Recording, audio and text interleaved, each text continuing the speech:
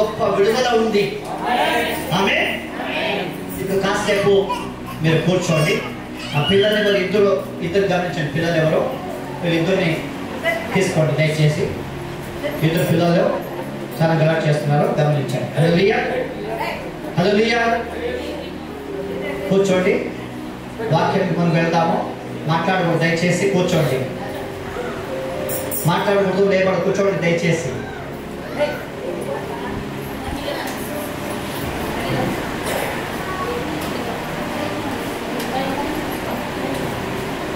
అయిందా? ముందుకు వెళ్దామా? మాట్లాడొద్దండి దయచేసి, మాట్లాడొద్దండి. దేవుని సన్నిధిలో ఉండడం కొంచెం శిస్తుగా ఉండాలి. నీరు తాగడానికి నీరు దాహం అయితే మీరు మాత్రమే వెళ్ళి నీరు తాగండి. ఓకే, దేవుడిని దీవించిన కాక ముందు కార్యక్రమం వెళ్దాం. హల్లెలూయా. మన మధ్యలో మరోసారి రాయల్ బాబాయ్ గారు, పాస్టర్ గారు వచ్చారు. మంచిగా ఆరాధన నడిపినారు. ధన్యవాదాలు. మిమ్మల్ని దేవుడు దీవించిన కాక. ఇంకోసారి కొంతమంది సేవకులు వచ్చారు. మంతేష్ పాస్టర్ గారు మరియు ప్రసాద్ పాస్టర్ గారు మరియు మహేష్ పాస్టర్ గారు మరియు అమీరుల సేవకులు మరియు కళ్యాణ్ కుమార్ గారు మరియు తిపేష్ రాయ్ గారు చాలా మంది మీరు వచ్చారు. మిమ్మల్ని కూడా మరోసారి చెప్పటి కొట్టి వాళ్ళకి స్వాగతం పలుకుతాం.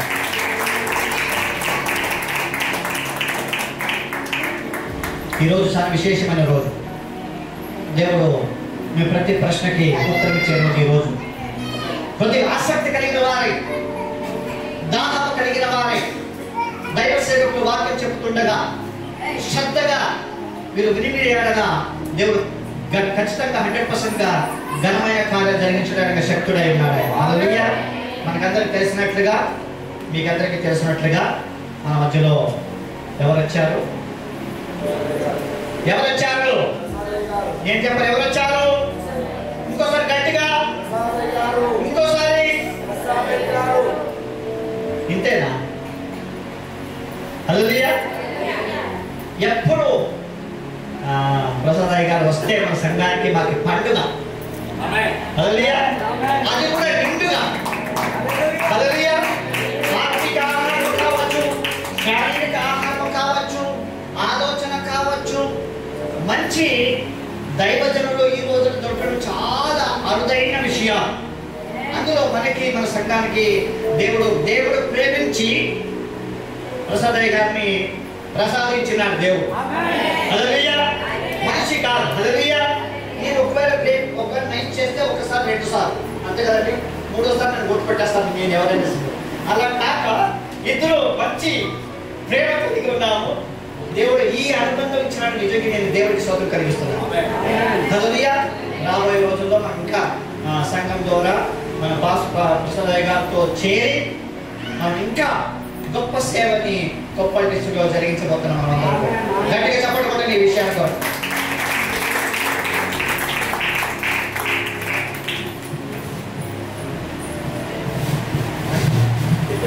గారు నాకెందుకో ఎవరికి ఇన్నిసార్లు మీరు లైఫ్లో నో. హల్లెలూయా. మీరు వద్దన్న తిపేష్ పాస్టర్ గారు వస్తారు. ఆయన గారిని సన్మానం చేసి స్వాగతం పలుకుతారు. దయచేసి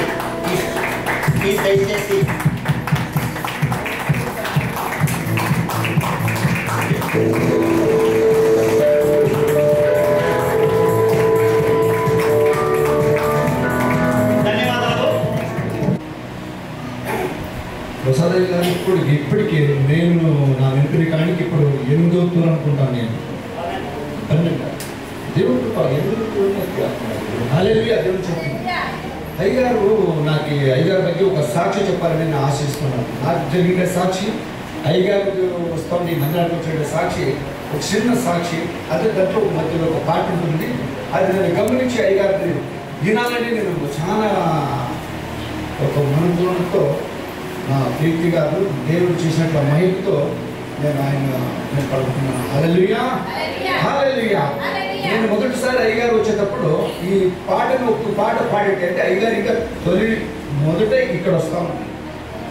అయ్యగారు మా మోసెస్ అయ్యగారు చెప్పండి ఇట్లా ఉబిడి ప్రార్థించి మన అయ్యగారు వస్తారు తెలుగు అయితే నేను చాలా సంతోషం, హుబ్లీలో ఉన్నట్టు మనం చదువు అనుకోని ఆయన వచ్చేనాడు. నేను ఒక చిన్న పాట, నీటి వాగుల కొరకు దుప్పి ఆశించినట్లే నీ కొరకు నా ప్రాణము తప్పికొంచున్నది అన్నట్టు. ఎట్లంటే అయ్యగారు దుప్పి నీళ్ళని వెతకపోతుంటే అది ఒక్కటే పోలేదు.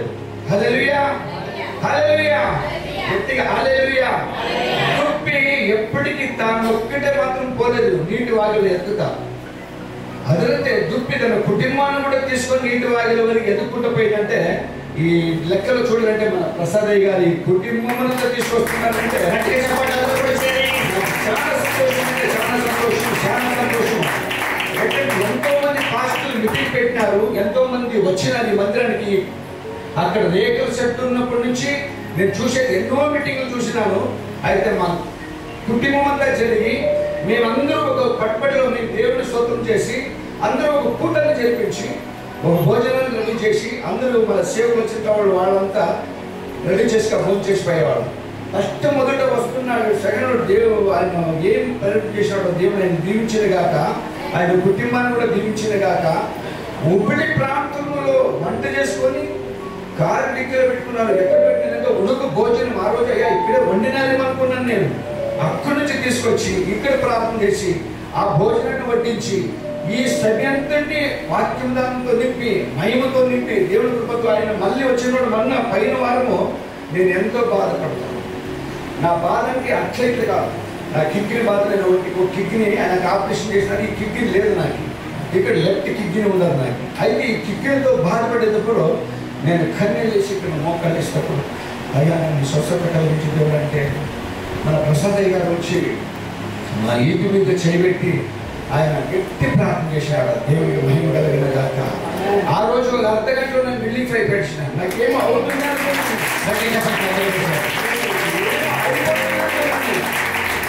నేను వస్తుంటే కిడ్నీ ఉండదు నాకు, నా కుటుంబంలో ఏమైపోతాను నేను అనుకున్నాను.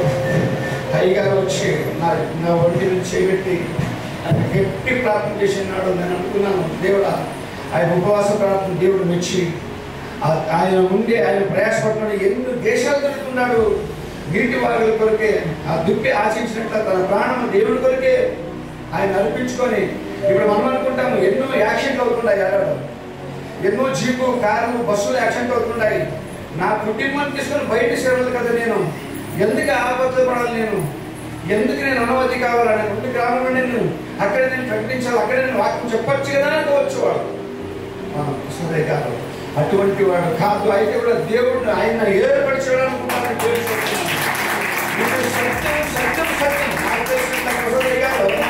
ఎన్ని దూరం వచ్చినా కూడా ఈ మీటింగ్ లో నేను ఎక్కడ ఎవరు భోజనం వండలేదు. భోజనం వండుతారు అంటే గౌరవం కాదు, ఎవరు వండలేదు.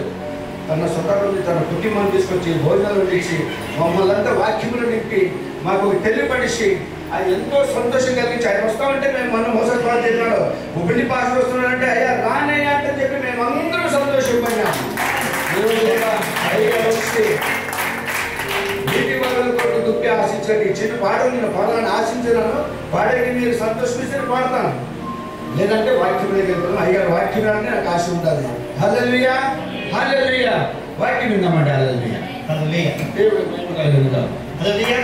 నిజంగా మన రాజు గారికి పోయిన వారము అయ్యగారు వచ్చారు. కిడ్నీ ప్రాబ్లం ఉంటే దేవుడు స్వస్థతనిచ్చినారని నమ్ముతున్నాము. హల్లెలూయా. అది మాత్రం కాబట్టి పోయిన వారము అయ్యగారు మీటింగ్ వచ్చారు. అప్పుడు ఆ అబ్బాయి రమ్మనన్ను, అబ్బాయి రాలేదు యాక్చువల్లీ ఈరోజు రమ్మని చెప్పారు. ఆత్మహత్య చేసుకోవాలని ఉన్నానయ్యా, కానీ ఇక్కడ వచ్చి వాక్యం విన్నాక నేను మారు మనసు పొందుకున్నానని ఆ అబ్బాయి నాతో చెప్పే. కాబట్టి గట్టి చెప్పండి కొట్టండి. అదే మాత్రం కాబట్టి మన దావిద్ గారు చెప్పినట్లు మన ప్రసాదయ్య గారికి నిజంగా దేవుడు మా సంఘానికి ఇచ్చిన గొప్ప బహుమతిని నేను ఫీల్ అవుతున్నా. గట్టిగా చెప్పండి కొట్టండి. మీటింగ్ మాకు వచ్చిపోయే వ్యక్తి కాదు. ఒక రోజు నాకు ఫోన్లో కాంటాక్ట్ చేసి అయ్యా ఎలా ఉన్నారు, ఏం చేస్తున్నారు, పిల్లలు ఎలా ఉన్నారు, పాస్టర్ గారు ఎలా ఉన్నారు, సంఘం ఎలా జరుగుతుంది, విశ్వాసం ఎలా జరుగుతుంది, ఇవన్నీ కూడా గమనించి ప్రార్థన చేసే వ్యక్తి. ఈరోజు ఆయన కనీసం 70 రోజులు ఫాస్టింగ్, 90 రోజులు ఫాస్టింగ్ లో ఉన్నాడు. ఇంకా గట్టిగా చెప్పండి. మీరు ఏమైనా ఉంటారు 90 రోజులు?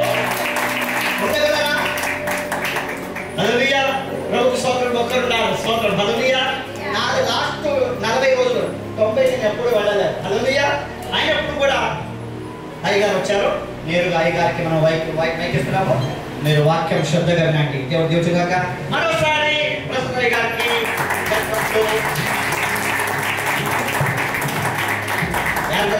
కన్నడ ಬೇಕಾ? ಕನ್ನಡ ಏನೇನು ಕಾವಲ್ಲ? ತೆಲುಗು ಅಂದ್ರೆ ಓಕೆನಾ? ಸ್ವಲ್ಪ ಹೆಚ್ಚಾಗಿ ನಿಂತ್ಕೊಳ್ತೀರಾ? ಇವತ್ತು ಮಾತ್ರ ಮಾತ್ರ ಸ್ವಲ್ಪ ಎದ್ದು ನಿಂತ್ಕೊಳ್ಳಿ. ತುಂಬ ಇವರಿಗೆ ಒಂದು ಚಪ್ಪಲಿ ಹೊಡೆದು ಎಲ್ಲರೂ ಸೇರಿ ನೀವು ಬರ್ಬೋದು, ನೀವು ಹೇಳ್ಬೋದು. Yes, thank you. ಅವರೊಬ್ಬರು ಇದ್ದಾರೆ. 1 2 3 4 5 6 ಧನ್ಯವಾದಗಳು. ತುಂಬ ಥ್ಯಾಂಕ್ ಯು. ನಾವು ನಿಮಗಾಗಿ ಪ್ರಾರ್ಥನೆ ಮಾಡ್ತೀವಿ. ನಮ್ಮನ್ನು ಸಂಪರ್ಕ ಮಾಡಿರಿ. ಏನಾದರೂ ವಿಷಯಗಳಿದ್ದರೆ ನಾವು ನಿಮಗೆ ಕೌನ್ಸಿಲಿಂಗ್ ಮಾಡ್ತೀವಿ, ಪ್ರಾರ್ಥನೆ ಮಾಡ್ತೀವಿ. ನೀವು ಹೆಚ್ಚಾಗಿ ದೇವರ ಬಗ್ಗೆ ಹೇಳ್ತೀವಿ. ಧನ್ಯವಾದಗಳು. ಈಗ ನೇರವಾಗಿ ಪ್ರಸಾದಯ್ಯ ಅವರಿಗಾಗಿ ಚಪ್ಪಾಳೆ ಜೋರೆ ಹೊಡೆದು ಸ್ವಾಗತ ಮಾಡೋಣ. హల్లెలూయా.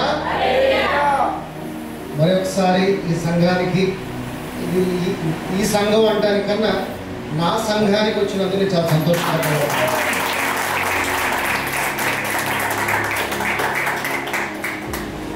ఎందుకో తెలియదు. కానీ మా భార్య కూడా పదే అక్కడికి వెళ్తే బాగుంటుందో బాగోదో అని అంటూ ఉంటుంది. కానీ బట్ నాలో ఎందుకో ఒక ఆశ, ఇక్కడ రావాలి, సంఘాన్ని బలపరచాలి.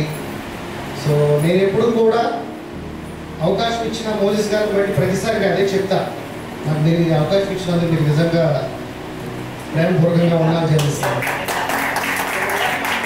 ఎందుకంటే సంఘాన్ని షేర్ చేయరు ఎవరు, వేరే వాళ్ళకి ఎవరు, బయట సంఘస్థులు, సంఘ పాస్టర్లు ఎవరు కూడా ఇలా సంఘాన్ని డైరెక్ట్గా ఇలా ఎవరితో వేరే వాళ్ళతో పంచుకోరు. ఏదో కొద్ది సమయాలు మాత్రమే. బట్ కానీ అనేక సార్లు ఇక్కడ రావడానికి, సో దేవుని యొక్క సువార్తను ప్రకటించడానికి, మేబీ దేవుడి యొక్క ప్రణాళిక, దేవుని యొక్క చిత్తం ఇక్కడ ఏదో బలంగా ఉండి ఉన్నది కాబట్టి ఇక్కడ నేను ప్రతిసారి రావడం ఒక అద్భుతంగా, ఒక విడుదల. నేను ఎప్పుడు కూడా సంఘం అనేది సోలిపోయకుండా ఉండకూడదు.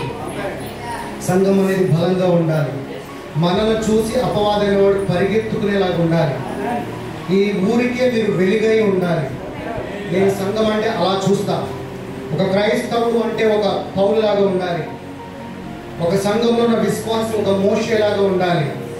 అంతేగాని అయ్యా నాకు ప్రార్థన చేయి కాదు, నువ్వు ప్రార్థన చేసేవాడిలాగా ఉండాలి. అంతేగాని నువ్వు ప్రార్థన భారం కోసం ఎదుటి వాడి దగ్గరికి వెళ్ళేవాడిలాగా ఉండకూడదు. వాక్యాన్ని నేర్చుకోవాలి. వాక్యం నేర్చుకున్న వాక్యాన్ని నీ హృదయంలో భద్రపరుచుకోవాలి. దేవుని ఆత్మగా శక్తి కలిగి నీవు ఇంకొకరికి ప్రార్థనా పరుడుగా నీవు జీవించాలి. అదే నిజమైన నీవు దేవుడికి ఇచ్చే మహిమ. రైట్. అలాగే వండర్ఫుల్ నిజంగా వర్షిప్ చేశారయ్యా. నిజంగా నేను డిడెంట్ ఎక్స్పెక్ట్ అసలుగా మా ఆహ్వానం ఒప్పుకొని వచ్చినందుకు కూడా మీకు నిజంగా కృతజ్ఞతాస్తుతులు చెల్లిస్తున్నా. బాగుందా లేదా? మంచి ఆరాధన జరిగిందా లేదా? నిజంగా నేను కూడా తన్మయం అయిపోయాను.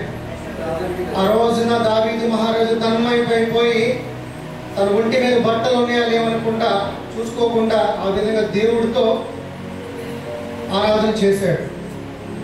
దేవుడితో మనం ఉంటే అలాగే ఉండాలి. మనం ఎక్కడున్నామా, ఎవరైనా చూస్తున్నారా, మనకు అనవసరం. అవుట్ ఆఫ్ ది వరల్డ్ మనము దేవుని సంఘంలో సంతోషంగా ఉన్నామనేది ఒకటి ముఖ్యం. సో అది నేను చూశాను, చాలా సంతోషం అనిపించింది నాకు. ఇక్కడ నేను లాస్ట్ టైం గత కొద్ది రోజులుగా చూసినప్పుడు నాకు అనిపించింది ఇక్కడ ఏదో ఒక చిన్న ఆరాధన మిస్ అవుతుంది. ఒకవేళ దేవుని చిత్తం అయితే ఇంకా ప్రతిసారి వచ్చేటప్పుడు కూడా నేను మన అయ్యగారు కానీ ఇంకా వేరే వేరే కొత్త వాళ్ళని మీకు పరిచయం చేస్తాను. ఒక మంచి వర్షిప్, ఒక రివైవల్, ఒక ఉద్యమం వచ్చేలాగా ఇక్కడ మిమ్మల్ని నేను చేయడానికి ఒక మంచి ఒక వర్షిప్ చేసే టీమ్ లీడర్స్ తీసుకొని వస్తాను. దేవుని చిత్తం అయితే,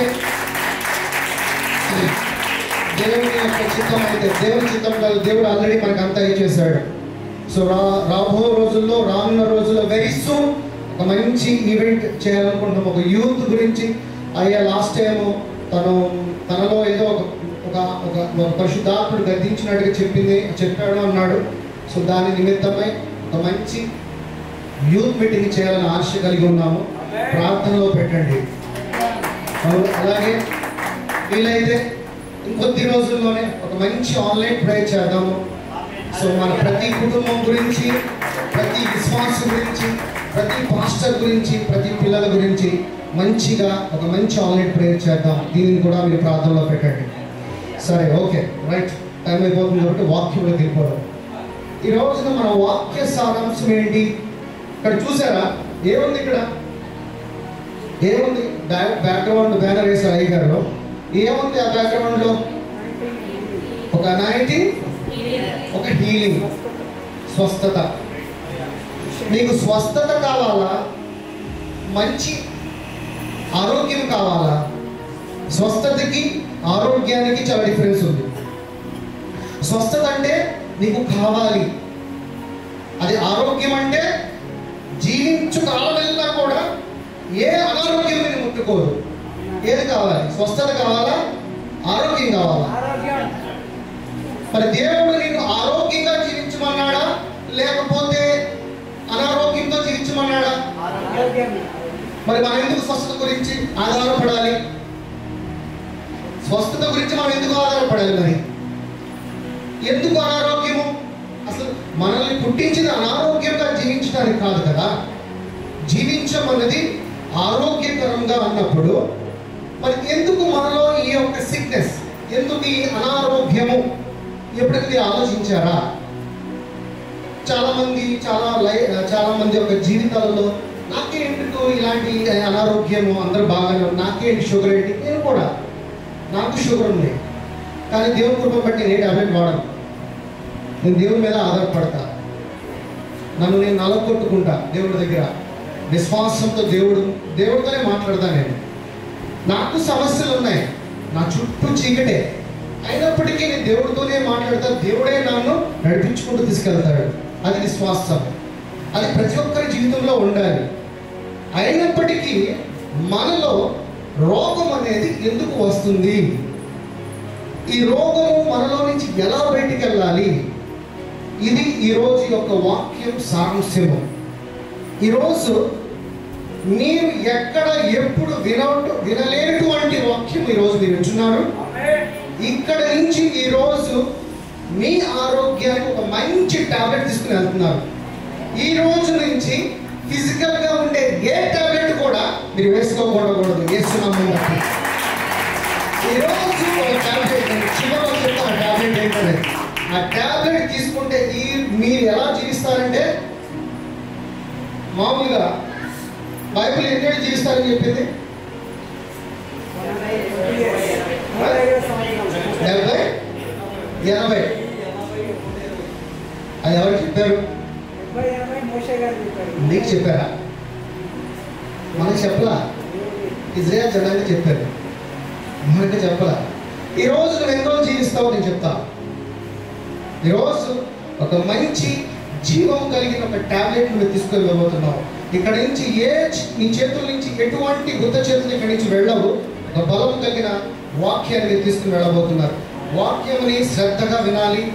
వాక్యాన్ని మీరు తల ఎత్తితే, వాక్యానికి విధేయులైతే వాక్యము నిన్ను నిలబెడుతుంది.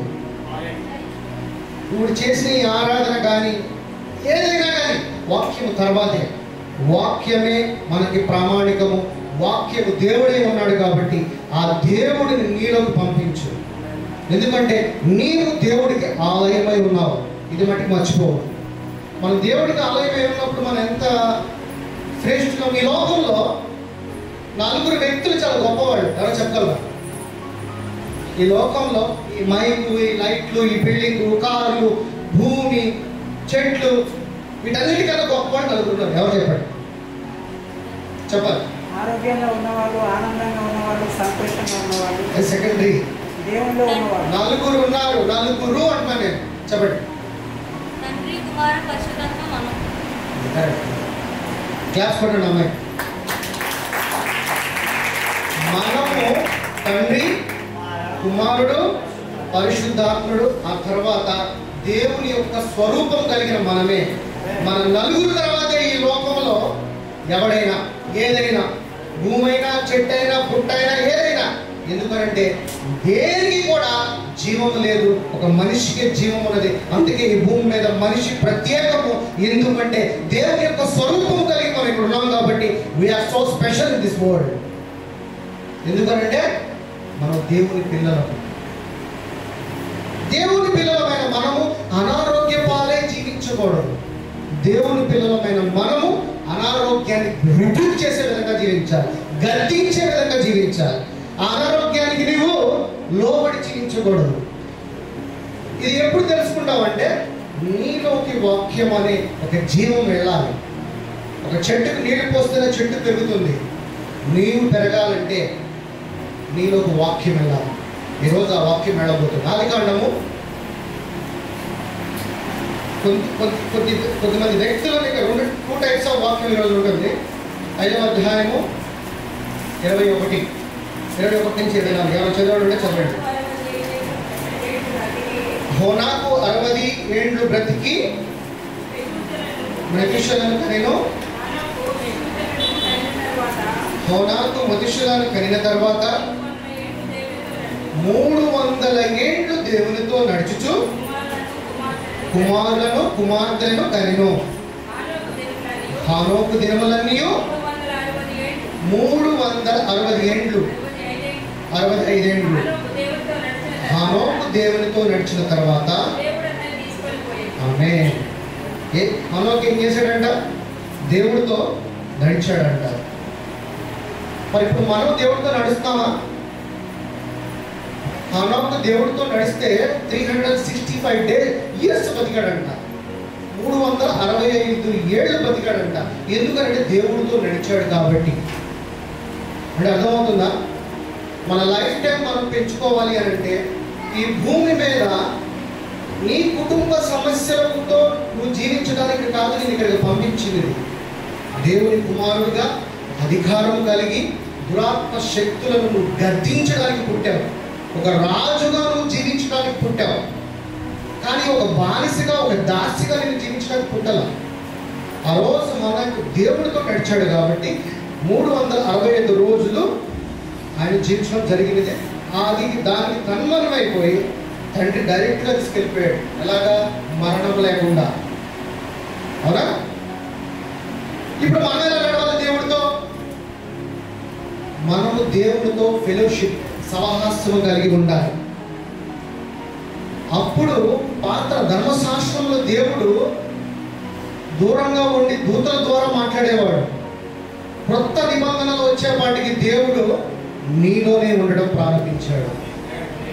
మరి నీలో ఉన్న దేవుడితో నువ్వు మాట్లాడుతున్నావా? నీలో ఉన్న దేవుడితో నువ్వు మాట్లాడుతున్నావా? సహవాసం చేస్తున్నావా? ఫెలోషిప్ చేస్తున్నావా? ఒకవేళ నువ్వు కనుక దేవుడితో మాట్లాడటం కనుక ప్రారంభిస్తే ఏదో పొద్దున్న లేచి 5 నిమిషాలు ప్రార్థన చేసేసి మళ్ళా నీ రెగ్యులర్ పనులు అది కాదు. నువ్వు మాట్లాడటం అంటే ఎప్పుడు నీలో ఒక స్నేహితుడు ఉన్నాడు, నీలో ఒక తండ్రి ఉన్నాడు, నీలో ఒక ప్రేమికుడు ఉన్నాడు. ఆ విధంగా దేవుడితో మాట్లాడుతూనే ఉండాలి. దేవుడు నిన్ను ఆశీర్వదిస్తాడు.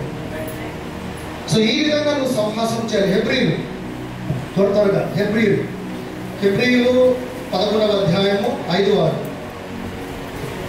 విశ్వాసమును బట్టి హెబ్రీయులు 11వ అధ్యాయము 5వ వచనం. విశ్వాసమును బట్టి హనోకు మరణము చూడకుండానట్లు కొనిపోబడిను. మరణం చూడకోకుండానే ఆయన పరలోక రాజ్యం వెళ్ళిపోయాడు. అతడు కొనిపోబడక మునుపు దేవునికి ఇష్టడై ఉండెను, సాక్ష్యము పొందెను. కాగా దేవుడు అతన్ని కొనిపోయాను కనుక దేవునికి ఇష్టడై ఉండట అసాధ్యము. దేవుని యొద్దకు వచ్చువాడు ఆయన ఉన్నాడనియు నన్ను వెతుకువారికి ఫలము దయచేయబడనియు నమ్మగలడు కదా. చాలు. అంటే దేవుడి దగ్గరికి ఎలా రావాలంటే మనము విశ్వాసంతో దేవుని యొక్క సన్నిధికి వచ్చావో ఆ విశ్వాసమును బట్టి నీ హృదయ తలంపులన్నీ కూడా ఫలము దయచేయబడును గాక యేసు నామములో. విశ్వాసముతో దేవుడికి ఇష్టడై ఉన్నప్పుడు దేవుడితో నడిచిన వాడే ఉన్నాడు హోనాకు. 365 ఏళ్ళు నడిచిన తర్వాత దేవుడితో ఒక సహవాసం కలిగి ఒక స్నేహితుడిగా జీవించిన తర్వాత దేవుడు మరణమే ఇవ్వలేదంట. నాతో కూడా వచ్చేయన్నాడు డైరెక్ట్గా. అది ఎంత గొప్ప. ఈరోజు అలాంటి ఆశీర్వాదం మనందరూ పొందుకున్నాం. ఓకేనా? రైట్. రెండవ రాజు ఇది హోనం గురించి చూసాము. ఇంకొక వ్యక్తి సిరియా రాజు సైన్యాధిపతి అయిన నయమాను ఒకడు ఉండెను. అతని చేత యెహోవాయే సిరియా దేశమునకు జయము కలుగజేసి ఉండెను గనుక అతడు తన యజమానుని దృష్టికి గనుడై దయ పొందినవాడై ఉండెను గాని అతడు పరాక్రమశాలి అయి ఉండెను కానీ అతడు కుష్ఠిరోగి ఉన్నాడు. తర్వాత సిరియనుల గుంపులుగా బయలుదేరి ఇశ్రాయేలు దేశము మీదకి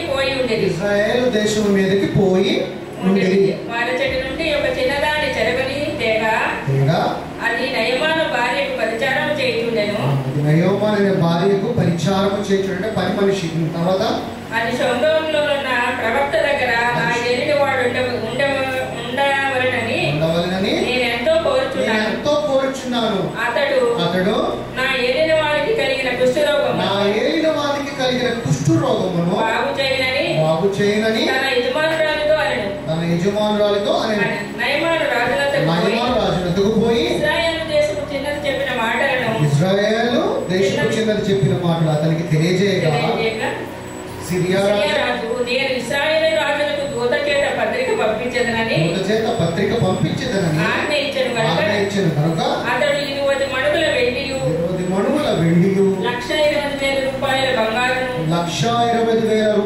బంగారమును 10 దుస్తుల బట్టలను తీసుకొని పోయి ఇశ్రాయేలు రాజునకు పత్రిక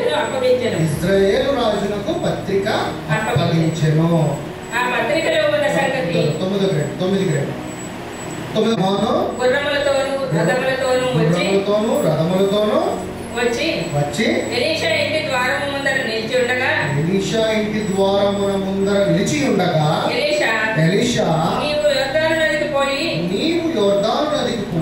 7 మార్లు స్నానము చేయము నీ ఒళ్ళు మరలా బాగువై నీవు శుద్ధుడు వగుదువని అతడితో చెప్పుటకు ఒక దూతను పంపెను. అందుకు నయమాను కోపము తెచ్చుకొని తిరిగిపోయి ఇట్లనెను. అతడు నా యొద్దకు వచ్చి నిలిచి తన దేవుడైన యెహోవా నామమును బట్టి తన చెయ్యి రోగముగా ఉన్న స్థలము మీద ఆడించి కుష్ఠరోగములతో మార్పునని నేను అనుకుంటుని అయినా చేయట్లేదేంటి ఇలాగా నన్నేసి ఎక్కడికి వెళ్ళి మునగమంటున్నాడు అని చెప్పేసి అనుకుంటాడు. దాని తర్వాత దమస్కు నదులైన అబానాయును పర్పరును ఇశ్రాయేలు దేశము నదులన్నిటికంటే శ్రేష్టమైనవి కావా వాటిలో స్నానము నేను చేసి శుద్ధి నొందలేనా అని అనుకుని రౌద్రుడై కోపంగా తిరిగి వెళ్ళిపోయిన తర్వాత అయితే అతని దాసులలో ఒకడు వచ్చి నాయనా ఆ ప్రవక్త ఏదైనా ఒకటి చెప్తే నువ్వు చేయాల్సిందే నియమించిన నీవు చేయకుందువా అయితే స్నానము చేసి శుద్ధుడు కమ్మని మాట దానికంటే మేలు కాదా అని చెప్పినట్టు అతడు పోయి దైవజనుడు చెప్పినట్లు యోర్దాను నదిలో 7 మార్లు మునగగా దేహం పసిపిల్ల దేహం వలెనైనా అతడు శుద్ధుడాయెను. ఆమేన్. ఎలాంటి ఒక్కము వలనైనా అతడు శుద్ధుడాయెను అంటే అంత తేజస్సు కలిగిన వాడిగా మళ్ళీ తిరిగి జన్మించాడు. ఇక్కడ ఈ యొక్క సారాంశంలో మనం చూస్తున్నది ఏంటి? దేవుని దగ్గర తన ఇంట్లో పనిచేసే ఒక దాసి తన భార్యకు చెప్పిన తర్వాత తన భార్య వెళ్ళి తన భర్తకి చెప్తే నువ్వు వెళ్ళి అక్కడికి వెళ్ళి ప్రార్థన చేయించుకుంటే నువ్వు స్వస్థత పొందుతావు. అతను ఏం తీసుకొచ్చాడు అక్కడికి? స్వస్థత చేసేవాడి దగ్గరికి ఎలీషా దగ్గరికి ఏం తీసుకొచ్చాడు? వెండి తీసుకొచ్చాడు, బంగారం తీసుకొని వచ్చాడు. తన ఇంటి ముందు నిలబడి ప్రార్థన చేయడానికి సిద్ధపాటు కలిగి ఉన్నాడు. అంటే విశ్వాసంతో తన చెంతకు వచ్చాడు. ఎవరైతే స్వస్థత చేస్తాడో దేవుడు, స్వస్థత చేసేవాడి దగ్గరికి ఏం పంపిస్తున్నాడు? బంగారం పంపిస్తున్నాడు, వెండిని పంపిస్తున్నాడు. అతని ద్వారా పని చేయుటకు దూతని కూడా పంపిస్తున్నాడు. సో ఈ విధంగా అతడు పోయి దైవజనుడు చెప్పిన యోర్దాను నదిలో 7 మార్లు మునగగా అతని దేహము పసిపిల్లల వలె. అంటే పసిపిల్లలు అంటే ఎలా ఉంటారు? ఏమీ తెలియనటువంటి వారుగా, ఎటువంటి పాపము చేయనివారు అంటగా వారు బలవంతులుగా, జ్ఞానవంతులుగా, బుద్ధిమంతులుగా, ఒక తేజస్సు కలిగి ఉంటారు. కాబట్టి అలాంటి ఒక స్వస్థత అతని జీవితంలో ఆ రోజు జరిగి ఉన్నది. రైట్? అప్పుడు అతడు చాలు చాలు దాని తర్వాత యెషయా గ్రంథం రండి. హిజ్కియాకు ఆ దినములలో హిజ్కియాకు మరణకరమైన రోగం కలుగగా ప్రవక్తయు ఆమోజు కుమారుడైన యెషయా అతని యొద్దకు వచ్చి నీవు మరణమవుచున్నావు, బ్రతుకవు గనుక నీ ఇల్లు చక్కబెట్టుకో యెహోవా సెలవిచ్చుచున్నాడని చెప్పగా అతడు తన ముఖమును గోడ తట్టు తిప్పుకొని యెహోవా యథార్థ హృదయుడై సత్యముతో నీ సన్నిధి నేను ఇట్లు నడుచుచుంటిని. నీ దృష్టికి అనుకూలంగా సమస్తమును నేను ఎట్లు జరిగించుదునో కృపతో జ్ఞాపకం చేసుకోమని హిజ్కియా కన్నీళ్లు విడుచుచు యెహోవాను ప్రార్థింపగా యెహోవా వాక్కు యెషయాకు ప్రత్యక్షమై ఇలాగూ సెలవిచ్చారు. తర్వాత నీవు తిరిగి హిజ్కియా యొద్దకు పోయి అతనితో ఇట్లను అని పితరుడైన దావీదునకు దేవుడైన యెహోవా నీకు సెలవిచ్చినదేమనగా కన్నీళ్లు విడిచి చూచితిని, నీ ప్రార్థన నేను అంగీకరించి ఉన్నాను, ఇంకా 15 సంవత్సరముల ఆయుష్ నీకు ఇచ్చిదనని, మరియు ఈ పట్టణమును నేను కాపాడుచు ఈ పట్టణమును అష్షూరు రాజు చేతిలో పడకుండా విడిపించను. ఇక్కడ హిజ్కియా జీవితంలో ఏం జరిగింది? హిజ్కియా జీవితంలో పశ్చాత్తాపపడ్డాడు. దేవుడి దగ్గరికి వెళ్ళి పశ్చాత్తాపపడ్డాడు. అయ్యా, నా హృదయాన్ని చూడు, యథార్థ హృదయంతో నేను జీవిస్తా, నా మీద ఒక్కసారి నీ మీద కరుణ చూపించన్నాడు. సో దేవుడు ఇక్కడ ఏం చేశాడు? కరుణ చూపించాడు. తనకి 15 సంవత్సరములు మళ్ళీ జీవించడానికి తనకి ఆయుష్ కాలం ఇచ్చేవాడు. అంటే నువ్వు దేవుడికి మనం ప్రార్థన చేస్తే మన ప్రార్థన మొరని ఆలకిస్తాడా? ఆలకించడా? మనుషుల మాటలు గతించుకోను కానీ దేవుడి మాట గతిస్తుందా? గతించిపోదు. అంటే ఏంటి? దేవుడు మాట్లాడితే ఆ మాట జరుగుతుందని అర్థం, అంతే కదా? కరెక్టా?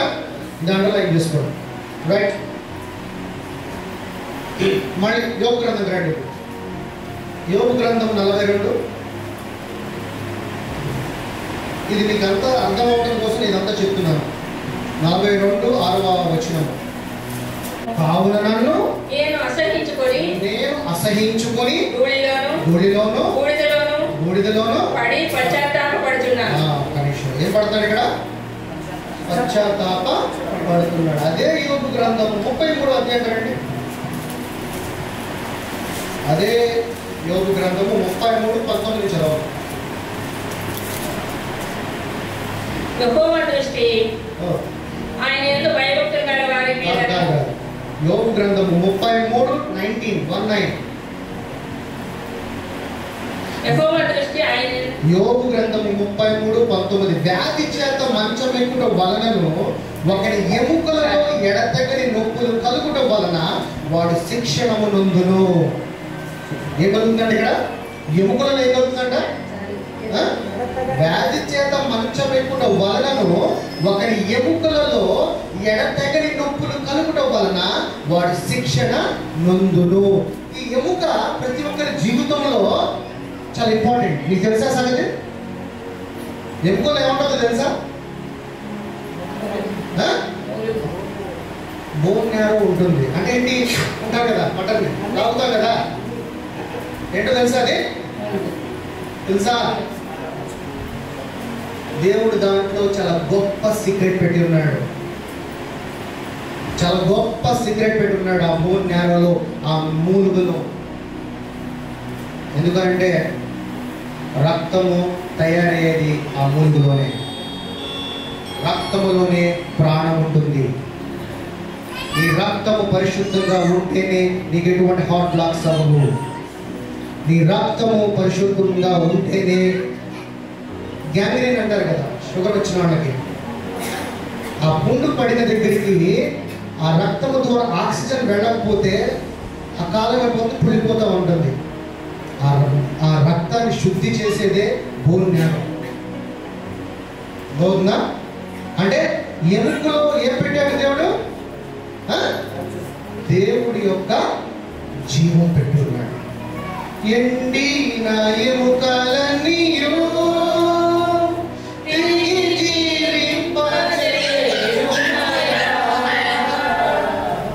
ఏమన్నాడు? తిరిగి జీవింపజేయాలి. ఎందుకంటే ఆ ఎముకలోనే జీవం ఉన్నది. నీకు సరైన పరిశుద్ధమైన రక్తాన్ని పుట్టించేది ఆ ఎముకలోనే. ఎందుకంటే దానిలోనే జీవం పెట్టాడు. పరిశుద్ధంగా నీ రక్తం కుళ్ళిపోకుండా ఉంటేనే నీకు ఎటువంటి హార్ట్ బ్లాక్స్ కావు. నీ రక్తం చెడిపోతే హార్ట్ బ్లాక్స్ అవుతాయి, షుగర్ వస్తుంది. ఎందుకంటే ఈ ప్రతి ఆర్గానికి వెళ్ళేది ఏంటి? రక్తము వెళ్తుంది. రక్తము, ఆ రక్తము తయారయ్యేది ఎక్కడ అంటే బోన్ నేరో, నీ యొక్క మూలుగులో తయారవుతుంది. ఈరోజు దేవుడు మాట్లాడుతాడు, వినండి. ఎక్కడ వినండి ఇలాంటి వాక్యం చెప్పేది. తర్వాత ఎడతెగని నొప్పులు కలుగుట ఉన్నవాడు శిక్షణ నందును, రొట్టెయు రుచిగల ఆహారమును వానికి అసహ్యమగును, వాని శరీర మాంసము క్షీణించిపోయి వికారమగును. బయటికి కనపడకుండిన ఎముకలు పైకి పొడుచుకుని వచ్చును. వాడి సమాధికి సమీపించును. వాని ప్రాణమును సంహారకులైన వారికి సమీపించు. తర్వాత నరులకు యుక్తమైనది ఏదో దానిని వారికి తెలియజేయటకు వేలాది దూతలలో గరుడకు ఒకడు వానికి మధ్యవర్తి ఉండని ఎడల, యేసయ్య మనకి మధ్యవర్తి ఉండని ఎడల దేవుడు వాని యందు కరుణ చూపెను. మన మధ్యలోకి యేసు ప్రభువుకి మనకి తండ్రికి మధ్యలో ఏమున్నది? మనకి మధ్యవర్తి అంటే చెప్పండి, ఎవరు? మనకి మధ్యవర్తి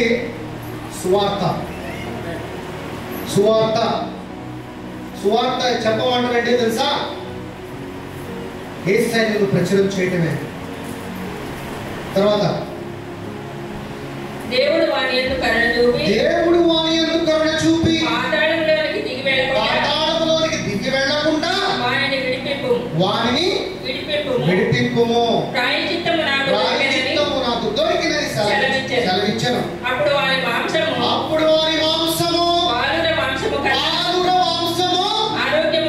ఆరోగ్యముగా ఉండును. ఆమేన్. తర్వాత వానికి తిరిగి వచ్చేసి చిన్ననాటి స్థితి. 42:6 ఏం పడ్డాడు అక్కడ? పశ్చాత్తాపడ్డాడు. పశ్చాత్తాపడిన తర్వాత దేవదూతల్లో ఒకడు, ఒక గనుడిని, ఒక మధ్యవర్తిని తీసుకొచ్చాడంట దేవుడు. కరుణ చూపినాడు అని. చివరికి ఏమన్నాడు యోబు? తిరిగి చిన్న పిల్లల వలె బలవంతుడుగా, జ్ఞానవంతుడుగా, శక్తివంతుడుగా తిరిగి పొందిన వాడే ఉన్నాడు. ఇప్పుడు మనం 4 వ్యక్తుల గురించి చూసాం. ఎవరో గురించి చూసాం?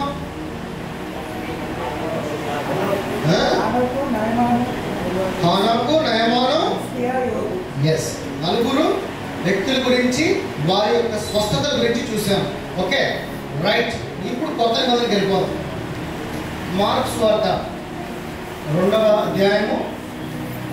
మార్కు సువార్త 2వ అధ్యాయము చూచి యేసు వారి విశ్వాసము కుమారుడా మీ పాపములు క్షమింపబడి ఉన్నవని పక్షవాయు గల వారితో చెప్పాను. తర్వాత 9 అదే అధ్యాయం 9 చదువు. మీ పాపములు క్షమింపబడి ఉన్నవని 9వ వచనము. ఈ పక్షవాయు గలవానితో నీ పాపములు క్షమింపబడి ఉన్నవని చెప్పుట సులభమా? నీవు లేచి పరిపెత్తుకొని నడుమని చెప్పుట సులభమా? అయితే పాపములు క్షమించుటకు భూమి మీద మనుష్య కుమారుడికి అధికారం కలదని ఏం కలదంట? అధికారం కలదని మీరు తెలుసుకొనవలెనని వారితో చెప్పి పక్షవాయు గలవారిని చూచి నీవు లేచి పరిపెత్తుకుని ఇంటికి పొమ్మని నీతో చెప్పుచున్నాను. తక్షణమే వాడు లేచి పరిగెత్తుకుని వారందరి ఎదుట నడిచిపోయాను. కనుక వారందరూ విభ్రాంతిని పొందిన మనం ఇలాంటి కార్యములు ఎన్నడూ చూడలేదని చెప్పుకొనొచ్చు. ఆమేన్, ఆమేన్. ఇక్కడ పక్షవాయు గల వాడి నుంచి మరి ఏ హాస్పిటల్కి వెళ్ళదుగా, మరి ఏ టాబ్లెట్ వేసుకోలేదుగా. ఎందుకని? మరి రోగం వస్తే హాస్పిటల్ పరిగెత్తాలిగా, ఐసీలో కూర్చోవాలి. మరి ఇతను కూర్చోలేదే. ఈరోజు తెలుసుకోవాల్సింది అదే, మనలో రోగం ఉన్నప్పుడు మనం ఏం చేయాలి, దేవుడు మనకి ఏం చేయబోతున్నాడు. ఎందుకంటే ఈ 66 పుస్తకాల్లో దేవుడు సమస్తమును నీ కొరకు సిద్ధపాటు చేసి ఉన్నాడు. కాకపోతే ఏంటంటే అది మనం గ్రహించట్లా, మనం తెలుసుకోవట్లా. రోగం రాగానే పరిగెత్తేస్తున్నాం. ఎందుకంటే నీ శరీరం చెప్తా ఉంటుంది పరిగెత్తు పరిగెత్తు పరిగెత్తు అని. మరి దీంట్లోంచి నేను ఎలా బయటపడాలి? ముందుకు వెళ్దాం. అదే మార్క్స్ వార్త 1వ అధ్యాయం 1:42. దేవుడు కుమారుడైన యేసుక్రీస్తు లేదా ఒక కుష్ఠరోగి ఆయన యొద్దకు వచ్చి ఆయన ఎదుట మోకాళ్ళుకుని నీకు ఇష్టమైతే శుద్ధిగా చేయమని ఆయనతో చెప్పి ఆయనను వేడుకొనగా ఆయన కనికరపడి చెయ్యి చాపి వానిని ముట్టి నాకు ఇష్టమే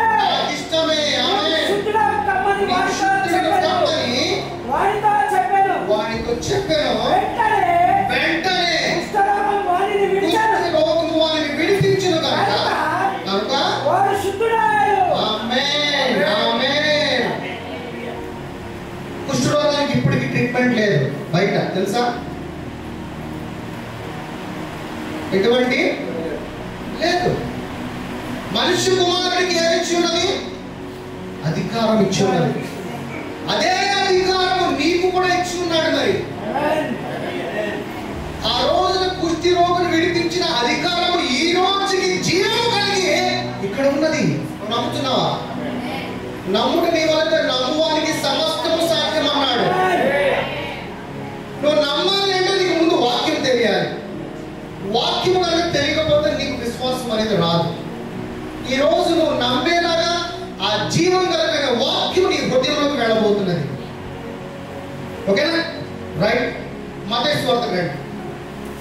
మత్తయి సువార్త 8వ అధ్యాయము 2-3. ఇదిగో కుష్టి రోగి వచ్చి ఆయనకు మొక్కి, ప్రభువా నీకు ఇష్టమైతే నన్ను శుద్ధిగా చేయగలవని అందుకైనా చేయి చాపి వాని ముట్టి ఇష్టమే నీకు శుద్ధుడు కమ్మని చెప్పగా తక్షణమే వారి కుష్ఠరోగము శుద్ధి అయింది. ఇక్కడ ఏం కనబడుతుంది? దేవుడి దగ్గర కనికరం కనబడుతుంది. నువ్వు దీన మనస్సు కలిగి దేవుడిని ఏదైతే ప్రార్థన చేసి అడుగుతావో, దేవుడు కనికరమైన దేవుడు, దేవుడు ప్రేమించే దేవుడు, కనికరం కలిగిన దేవుడు, కొట్టించే దేవుడు, ఎటు చూసినా నువ్వు కాపాడే దేవుడు, మాట్లాడే దేవుడు, చూచే దేవుడు, ప్రేమతో ఎప్పుడు నేను ప్రేమిస్తానే ఉంటాడు. చూచే దేవుడు ఏం చేస్తాడా నా కుమారుడు అని. నువ్వు తప్పుదోవలోకి వెళ్ళి తప్పులు చేసినప్పుడు నిన్ను కనికరముతో దగ్గర తీసుకుని, ఓకే నా దగ్గర రా, నేను క్షమిస్తున్నాను తీసుకుంటాడు. శోధించే శోధనని జయించడానికి ఆయన కృపనిచ్చి ఆ శోధనని జయించేవాడిగా ఒక వీరుడుగా నేను తయారు చేస్తాడు. వాక్యాన్ని అర్థం చేసుకుంటా ఉంటుంటే నీలో పరిశుద్ధత పెరిగి ఆత్మలో శక్తిని పొందుకుని నువ్వు జీవిస్తావు. నీ శరీరమా ఆత్మ? శరీరంలో జీవిస్తావా ఆత్మలో జీవిస్తావా? ఆత్మ. ఇది ఒక అండర్లైన్ చేసుకోండి. ఆత్మలో జీవిస్తాం, అవునా? రోగం ఆత్మగా శరీరానికా?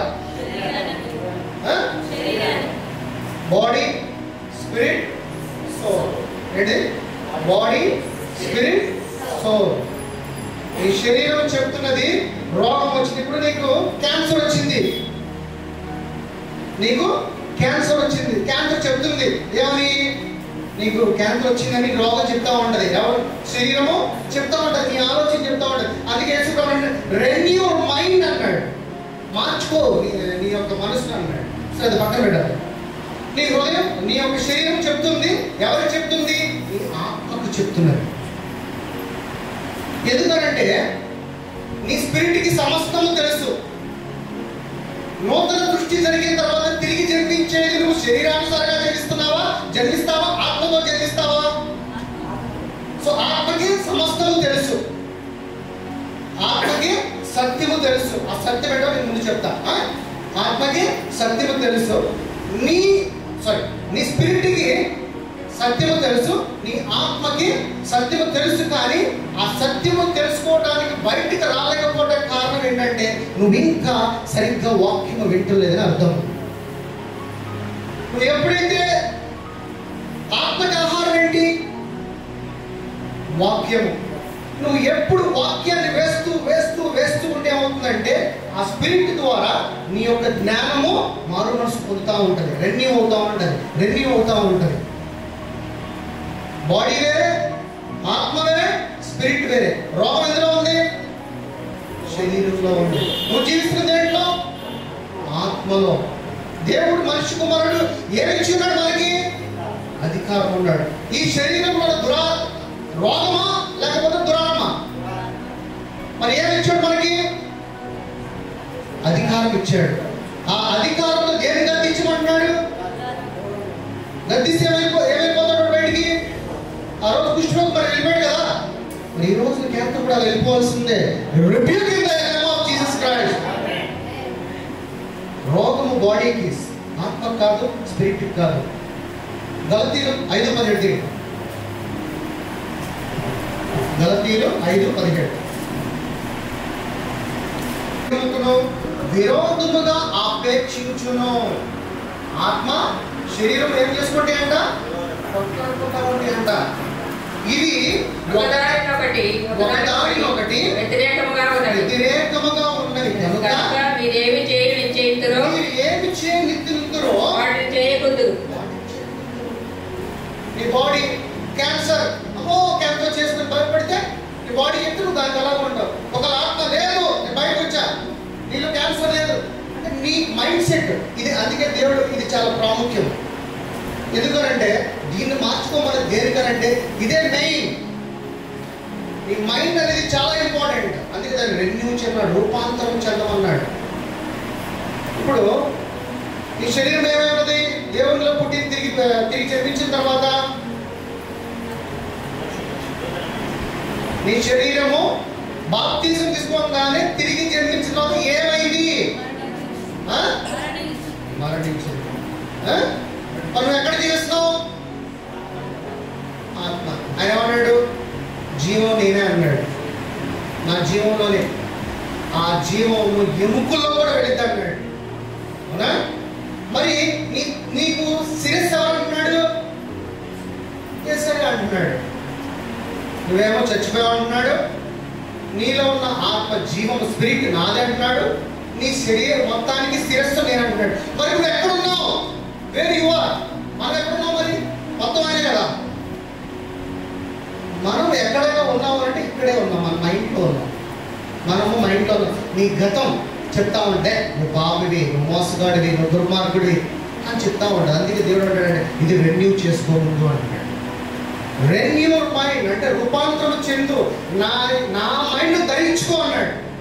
ఎందుకంటే నీ మైండ్ ఏం చెప్పిందంటే నువ్వు పరిశుద్ధుడు కాదు, నువ్వు నీతిమంతుడు కాదు అని చెప్తా ఉంటుంది. కానీ దేవుని యొక్క మైండ్ ఏం చెప్తాడు, నువ్వు పరిశుద్ధుడివి, నువ్వు నా కుమారుడివి. అందుకని ఇది రెన్యూ చేసుకోవాలంటే ఓకేనా. రోగం శరీరంలో, మనం జీవిస్తుంది ఏంటో ఆత్మలో. ఒక్కసారి ఆత్మ బయటకు వచ్చేస్తే, స్పిరిట్ బయటకు వచ్చేస్తే శరీరం ఏమైపోతే మట్టి, దేనికి పని చేయదు. విత్ ఇన్ 8 hours లో వెళ్ళిపోతుంది.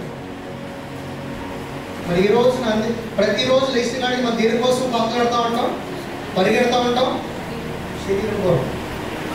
దేనికి పనికిరాని శరీరం కొరకు మనం పరిగెడతా ఉంటాం. అందుకనే నా సహోదరి, నా సహోదరుడా, ఆత్మతో సత్యముతో దేవుడిని పూర్ణ హృదయముతో ఆరాధించు. దేవుడు చెప్పిన మొదటి కమాండ్మెంట్ యేసయ్య నిబంధన రాసింది.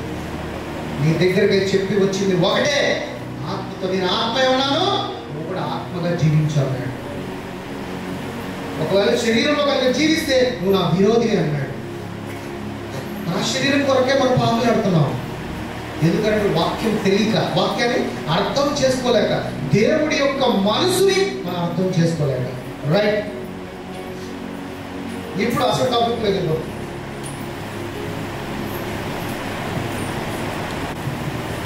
కీర్తన గ్రంథము 90వ అధ్యాయము 97:8.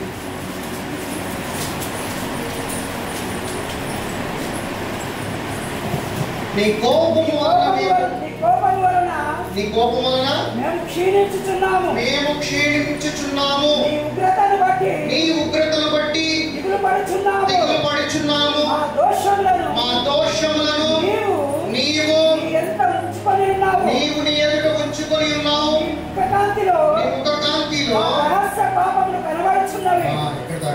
ఇది ఎవరు మాట్లాడుతున్నారు? ఎవరు మాట్లాడుతున్నారు? ఇది మనకు కూడా అప్లై అయిందంటారు ఈ వాక్యాలు. ఇది మోషే యెహోవాతో మాట్లాడుతున్నాడు, ఇశ్రాయేలు జనాంగం గురించి మాట్లాడుతున్నాడు. ఇది మనకు అప్లై కావాలి. అప్పుడు యేసు ప్రభు లేడు, ఇప్పుడు మనకి యేసు ప్రభు ఉన్నాడు. ఎలా ఉన్నాడు మనకి యేసు ప్రభు అనేది చూద్దాం. దాని తర్వాత ఇప్పుడు ఇక్కడ ఏమంటున్నాడు? మా దోషము నీవు నీ ఎదుట ఉంచుకొని ఉన్నావు, నీ ముఖకాంతిలో రహస్య పాపములు కనబడుచున్నవి.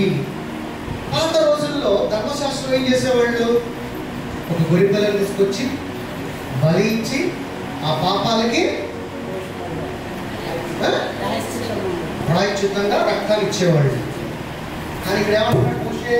ఈ రక్తములో రహస్య పాపములు కనబడుచున్నవి. ఇది చాలా మంచి టాపిక్. సరే, ఇప్పుడు పాస్టర్ గారు వాళ్ళ అమ్మాయి ఉంది ఒలివా. సో నేను మోజెస్ గారికి చెప్పా, నేను రేపు మీ ఇంటికి వస్తున్నానండి. సో మోజెస్ గారు వాళ్ళ అమ్మాయి చెప్పాడు, పాస్టర్ గారు వస్తున్నానంటే ఇంటికే. ఒలివా ఎప్పంటే ఒలివాళ్ళ రూమ్ అంతా చాలా దట్టిగా ఉంది, చాలా దట్టిగా ఉంది. మాస్టర్ గారు వస్తున్నారంటే టైం లేదని చెప్పేసి ఏం చేసి మంచి బెడ్షీట్ తీసుకొచ్చేసి దాని మీద కప్పేసి. సో నేను వెళ్ళా ఇంటికి. రూమ్ చాలా బాగుంది, నీట్గా ఉంది. చెడు అంతా ఎక్కడ ఉంది?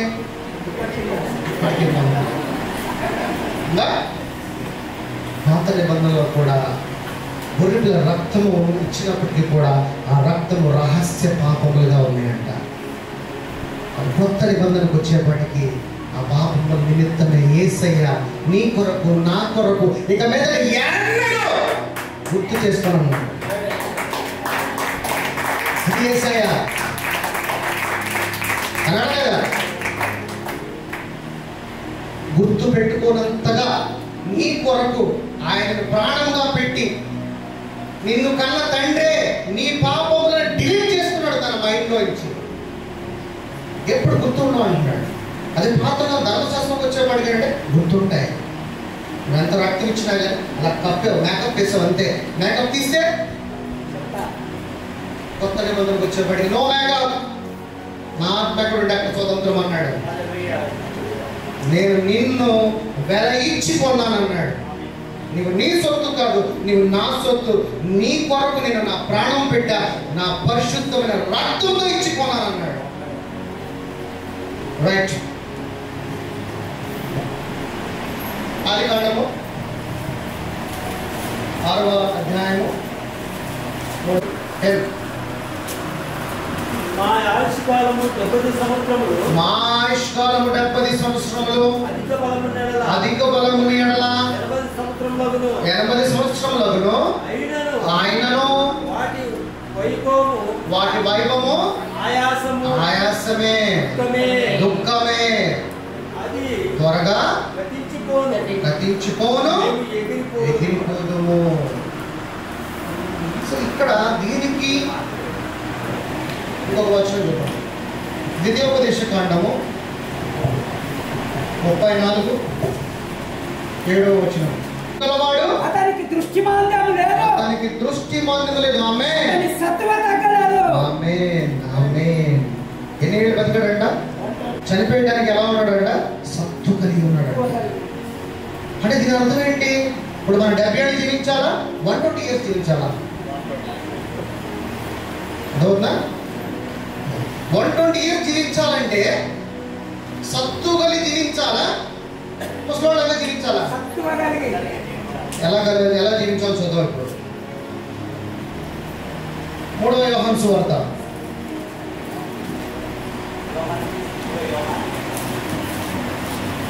నీ ఆత్మ వర్ధిల్లుచున్న ప్రకారము నీవు అన్ని విషయములలో వర్ధిల్లుచు సౌఖ్యముగా ఉండవాలని ప్రార్థించుచున్నాను. నీవు సత్యమును అనుసరించి నడుచుకొనుచున్నావు కనుక సహోదరులు వచ్చి నీ సత్య ప్రవర్తన గురించి సాక్ష్యము చెప్పగా విని బహుగా సంతోషించుచున్నాను. ఏమంటాడు? నీ ఆత్మ వర్ధిల్లుచున్న ప్రకారము. వర్ధిల్లాలంటే ఏం వెళ్ళాలి? నీ ఆత్మకి వాక్యం వెళ్ళాలి. వాక్యం వెళితే నీ ఆత్మ ఎలా జీవిస్తుందంట? వర్ధిల్లుతుందంట. తర్వాత ఏమంటున్నాడు? నీవు అన్ని విషయములలో వర్ధిల్లుతూ సౌఖ్యముగా, అంటే సమృద్ధి, మంచి ఆరోగ్యముగా. దీనికన్నా ఇంగ్లీష్లో చాలా బాగుంటుంది. ఇది ఎవరైనా ఇంగ్లీష్ చదవను.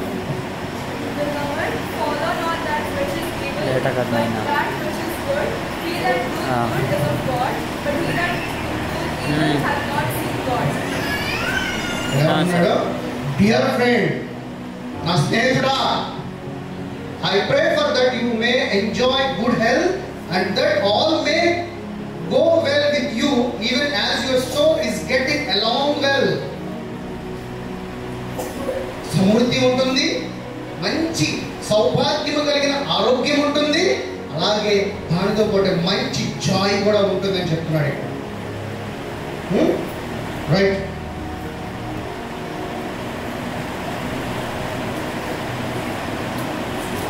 ఒకటి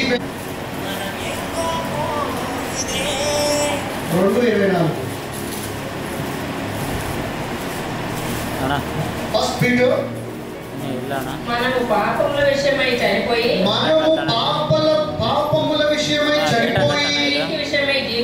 నీతి విషయమై జీవించినట్లు ఆయన తానే తన శరీరమును మన పాపములను మాను మీద మోసుకొనెను. ఆయన పొందిన గాయముల చేత మీరు స్వస్థత నొందిరి. స్వస్థత జరగబడును అన్నాడా? స్వస్థత ఆల్రెడీ జరిగిపోయిందా? ఎప్పుడు? నువ్వు పుట్టక మునిపే నీ అనారోగ్యానికి స్వస్థత జరిగిపోయింది. అది వాక్యం చెప్తుంది. మరి ఇంకా స్వస్థ గురించి అడుగుతామండి. వాక్యం అర్థం కావట్లా. ఆరోగ్యం ఉన్నది నీ బాడీలో. నువ్వు జీవిస్తున్న దేవుని యొక్క ఆత్మగా నీకు ఇచ్చాడు అధికారము. నీ రోగాన్ని గద్దించు. నీలో ఎవరున్నారు? నీలో ఎవరున్నారు? దేవుడు ఉన్నాడు, పరిశుద్ధాత్ముడు ఉన్నాడు. నువ్వు పుట్టక మునిపే ఆయన తిన్న గాయముల చేత మనందరికీ ఏమిటంట? స్వస్థత. Already you are healed. మనం స్వస్థత గురించి ఎదురు చూస్తున్నాం, అవునా? ఎందుకనంటే నీ స్పిరిట్కి అంతా తెలుసు. Spirit everything knows. అందుకని రెన్యూ మైండ్ ఎందుకు చెప్తాడంటే రూపాంతరం చెందమంటాడంటే నువ్వు రూపాంతరం చెందే కొద్దిగా రూపాంతరం ఎలా చెందాలంటే దేవుని యొక్క వాక్యాన్ని తింటూ ఉంటుంటే నీ మైండ్ రెన్యూ అవుతా ఉంటుంది. నీ మైండ్ రెన్యూ అవుతున్నప్పుడు ఏమవుతుందంటే నీ స్పిరిట్ నీ సోల్కి చెప్తా ఉంటుంది. అప్పుడు నీ శరీరాన్ని నువ్వు సపరేట్గా చూస్తావు. సపరేట్గా చూసినప్పుడు ఏమవుతుంది? ఆ రోగాన్ని నువ్వు నాకు నా యేసై అధికారం ఇచ్చినాడు కాబట్టి ఆ రోగాన్ని గర్దిస్తున్నాను యేసునామములో. అంతేగాని బడబడ పరిగెత్తుకుంటే హాస్పిటల్గా టాబ్లెట్లు తినడం కాదు. నువ్వు హాస్పిటల్కి వెళ్తావు అంటే అలా అని చెప్పి టాబ్లెట్లు వేసుకున్న వాళ్ళు ఎట్లా అంటే కరెక్ట్ కాదనా? కాదు. కానీ నీకు అధికారం ఇచ్చుకున్నాడు. నీకు ఇప్పుడు క్యాన్సర్ని అన్యులు ఎలా చూస్తారు? ఒక రోగం కింద చూస్తారు. క్రైస్తవుడు ఎలా చూస్తాడంటే ఒక దురాత్మ కింద చూస్తాడు. ఎంత డిఫరెన్స్ ఉంది? వాడేమో రోగం కింద చూస్తాడు, ఎందుకంటే వాడు శరీరంలో జీవిస్తున్నాడు కాబట్టి. ఒక క్రైస్తవుడుగా దేవుని యొక్క ఆత్మగా జీవించిన రోజున ఆ రోగాన్ని ఒక దురాత్మగా చూసి నీకు ఇచ్చిన అధికారంతో నువ్వు రిబ్యూక్ చేస్తున్నావు. అప్పుడు నువ్వు నిజమైన దేవుని కుమారుడిని. ప్రార్థన కొరకు ఎదుటి దగ్గరికి వెళ్ళటం కాదు, వెళ్ళటంలో తప్పు లేదు, కానీ దేవుని యొక్క అధికారం కలిగి జీవించు. వాక్యాన్ని ప్రతిరోజు తింటూ ఉండు, ప్రతిరోజు వాక్యాన్ని వింటూ ఉండు. వింటూ ఉంటే ఏం జరిగిందో నెక్స్ట్ ఇప్పుడు కమింగ్ ఫిబ్రవరి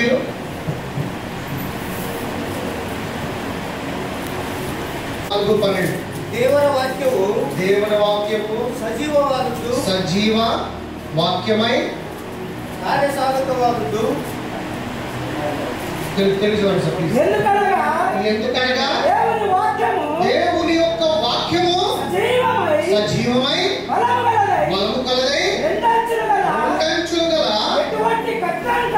ఎటువంటి ఖడ్గముల కంటేను వాడిగా ఉండి ప్రాణాత్మలను కీళ్లను మూలుగను ఎక్కడ దూరుతాడంట? బోన్ నేరలో నిలబడతాడంట. నీ యొక్క ఎముకలో మూలుగా వెళ్ళిపోతుందంట దేవుని యొక్క వాక్యము. ఆహారం, దేవుని యొక్క వాక్యము ఆహారము. నువ్వు ఆరోగ్యంగా జీవించాలంటే జీవము కలిగిన వాక్యము నీ యొక్క మూలుగులో వెళ్ళిపోవాలంటున్నాడు. మరి వాక్యం చదువుతున్నారా? ఈరోజు విన్నారు అయిపోయింది కాదు. ప్రతిరోజు స్కూల్కు వెళ్ళే పిల్లలు ఎలా బుక్ చదువుతూ ఉంటారో దేవుని యొక్క వాక్యాన్ని కనుక వాళ్ళ చదివితే నీలో రోగం అనేది ఉండదు. నీకు టాబ్లెట్ వాక్యము. ఆన్సర్ వచ్చిందా? కూర్చో. ఈ టాబ్లెట్ తీసుకుంటే నో సైడ్ ఎఫెక్ట్స్. హెడేక్ వస్తే ఏం తీసుకుంటారు? నేనైతే బేసిక్ తీసుకుంటా. మీరేం తీసుకుంటారు? హెడేక్ వస్తే ఏం తీసుకుంటారు మీ టాబ్లెట్?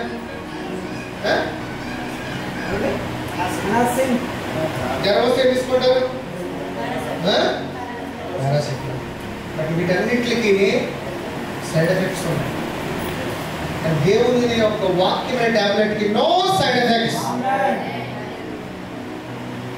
500 mg తీసుకున్నారు, ఒక పూట వాక్యాన్ని చదివారు, రోగం పోలా. ఇంకా డోస్ పెంచు, 1000 mg రోజు మొత్తం చదువు.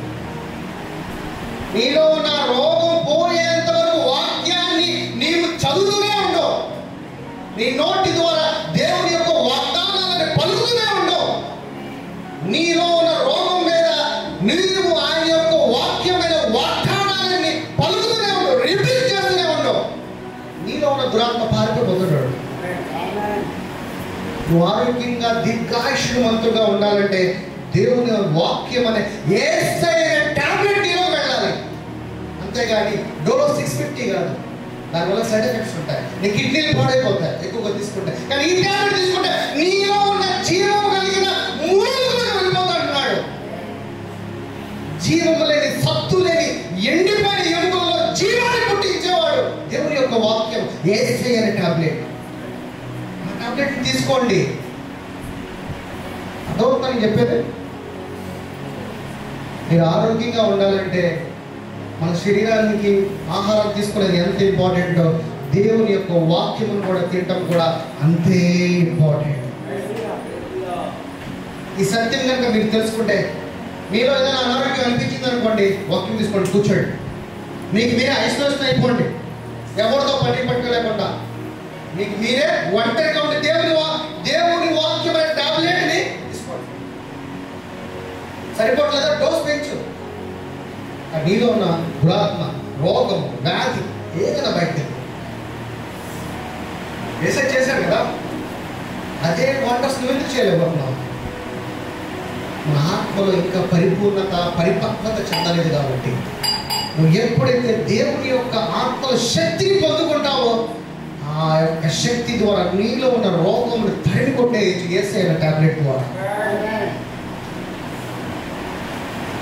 ఇక్కడంతా కీళ్ళను మూలుగును విభజించున్నంత మట్టుకు దురుచు అంటే ఎంత మూలుగులోకి వెళుతుందో ఆయన జీవం అంతలోకి వెళ్ళిపోతుంట. ఎందుకంటే ఆ మూలుగులోనే కొత్త రక్తం పుడుతుంది. రక్తంలోనే ప్రాణం ఉంటుంది. ప్రాణం అంటే జీవము. రక్తంలో ప్రాణం ఉంది. ఆ ప్రాణం ఎక్కడికి వెళ్ళిపోతుంది? ఆ జీవము మూలంత దూరం వెళ్ళిపోతుందంట. ఈ ఎముకల్లోకి వెళ్ళిపోతుందంట జీవం. ఎందుకంటే అక్కడ రక్తం నీకు ప్రొడ్యూస్ అవుతుంది కాబట్టి నీవు హెల్తీగా ఉండాలంటే ఆ రక్తము మంచిగా బలము కలిగి పరిశుద్ధత కలిగి ఉండి ఉన్నట్లయితే నీవు దీర్ఘాయుష్మంతుడిగా జీవిస్తావు, 120 ఏళ్ళు జీవిస్తావు. వాక్యం వెళ్ళలేదనుకో 50 ఏళ్ళు, 60 ఏళ్ళు, 70 ఏళ్ళు, 80 ఏళ్ళు. అదే వాక్యంగా జీవించు. మోషే చనిపోయడానికి ఎలా చచ్చిపోయాడు? బలము కలిగి. చాలా చచ్చిపోలా, కంటి చూపు కూడా తగ్గలేదంట. ఎందుకంటే వాక్యము. ఆయన మినిస్ట్రీ ఏ సంవత్సరం స్టార్ట్ చేశాడు? సువార్తను ఎప్పుడు ప్రారంభించాడు మోషే గారు? 80 సంవత్సరాలు ప్రకటన చేస్తాడు సువార్తనే. అయిపోయింది అయ్యా, అంతేగా. కానీ అప్పుడు ప్రారంభించాడు మోషే 80 ఏళ్ళ సువార్త. ఎందుకంటే వాక్యం అనే జీవాన్ని తీసుకుంటున్నాడు కాబట్టి ఆయన ఎముకలలో సత్తు చావలేదు. ఈ రోజున మీరు ఆరోగ్యంగా జీవించాలంటే ఇంత హీలింగ్ పొందుకోవడం కాదు, యువర్ ఆల్రెడీ హీల్డ్. మళ్ళీ హీలింగ్ కోసం ఏంటి? దేవుని వాక్యాన్ని పరిశోధించు, లోనికి వెళ్ళు. లోతు కలిగినది వాక్యము. వాక్యముకి టీచే ఒక బోర్డు వేస్తే అడుగు లోనికి వెళ్ళే కొద్దికి నీళ్లు బయటకు వస్తాయి. నీవు కూడా నీ వాక్యం అనే లోనికి నువ్వు వెళుతూ ఉన్నప్పుడు దేవుని యొక్క శక్తిని పొందుకుంటావు.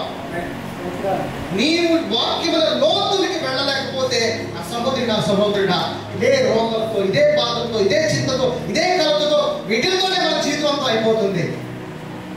దేవుడు నిన్ను ఒక రాజుగా జీవించమన్నాడు. ఇక్కడ రాజుగా జీవించాలంటే వాక్యం లోతులోనికి వెళ్ళు.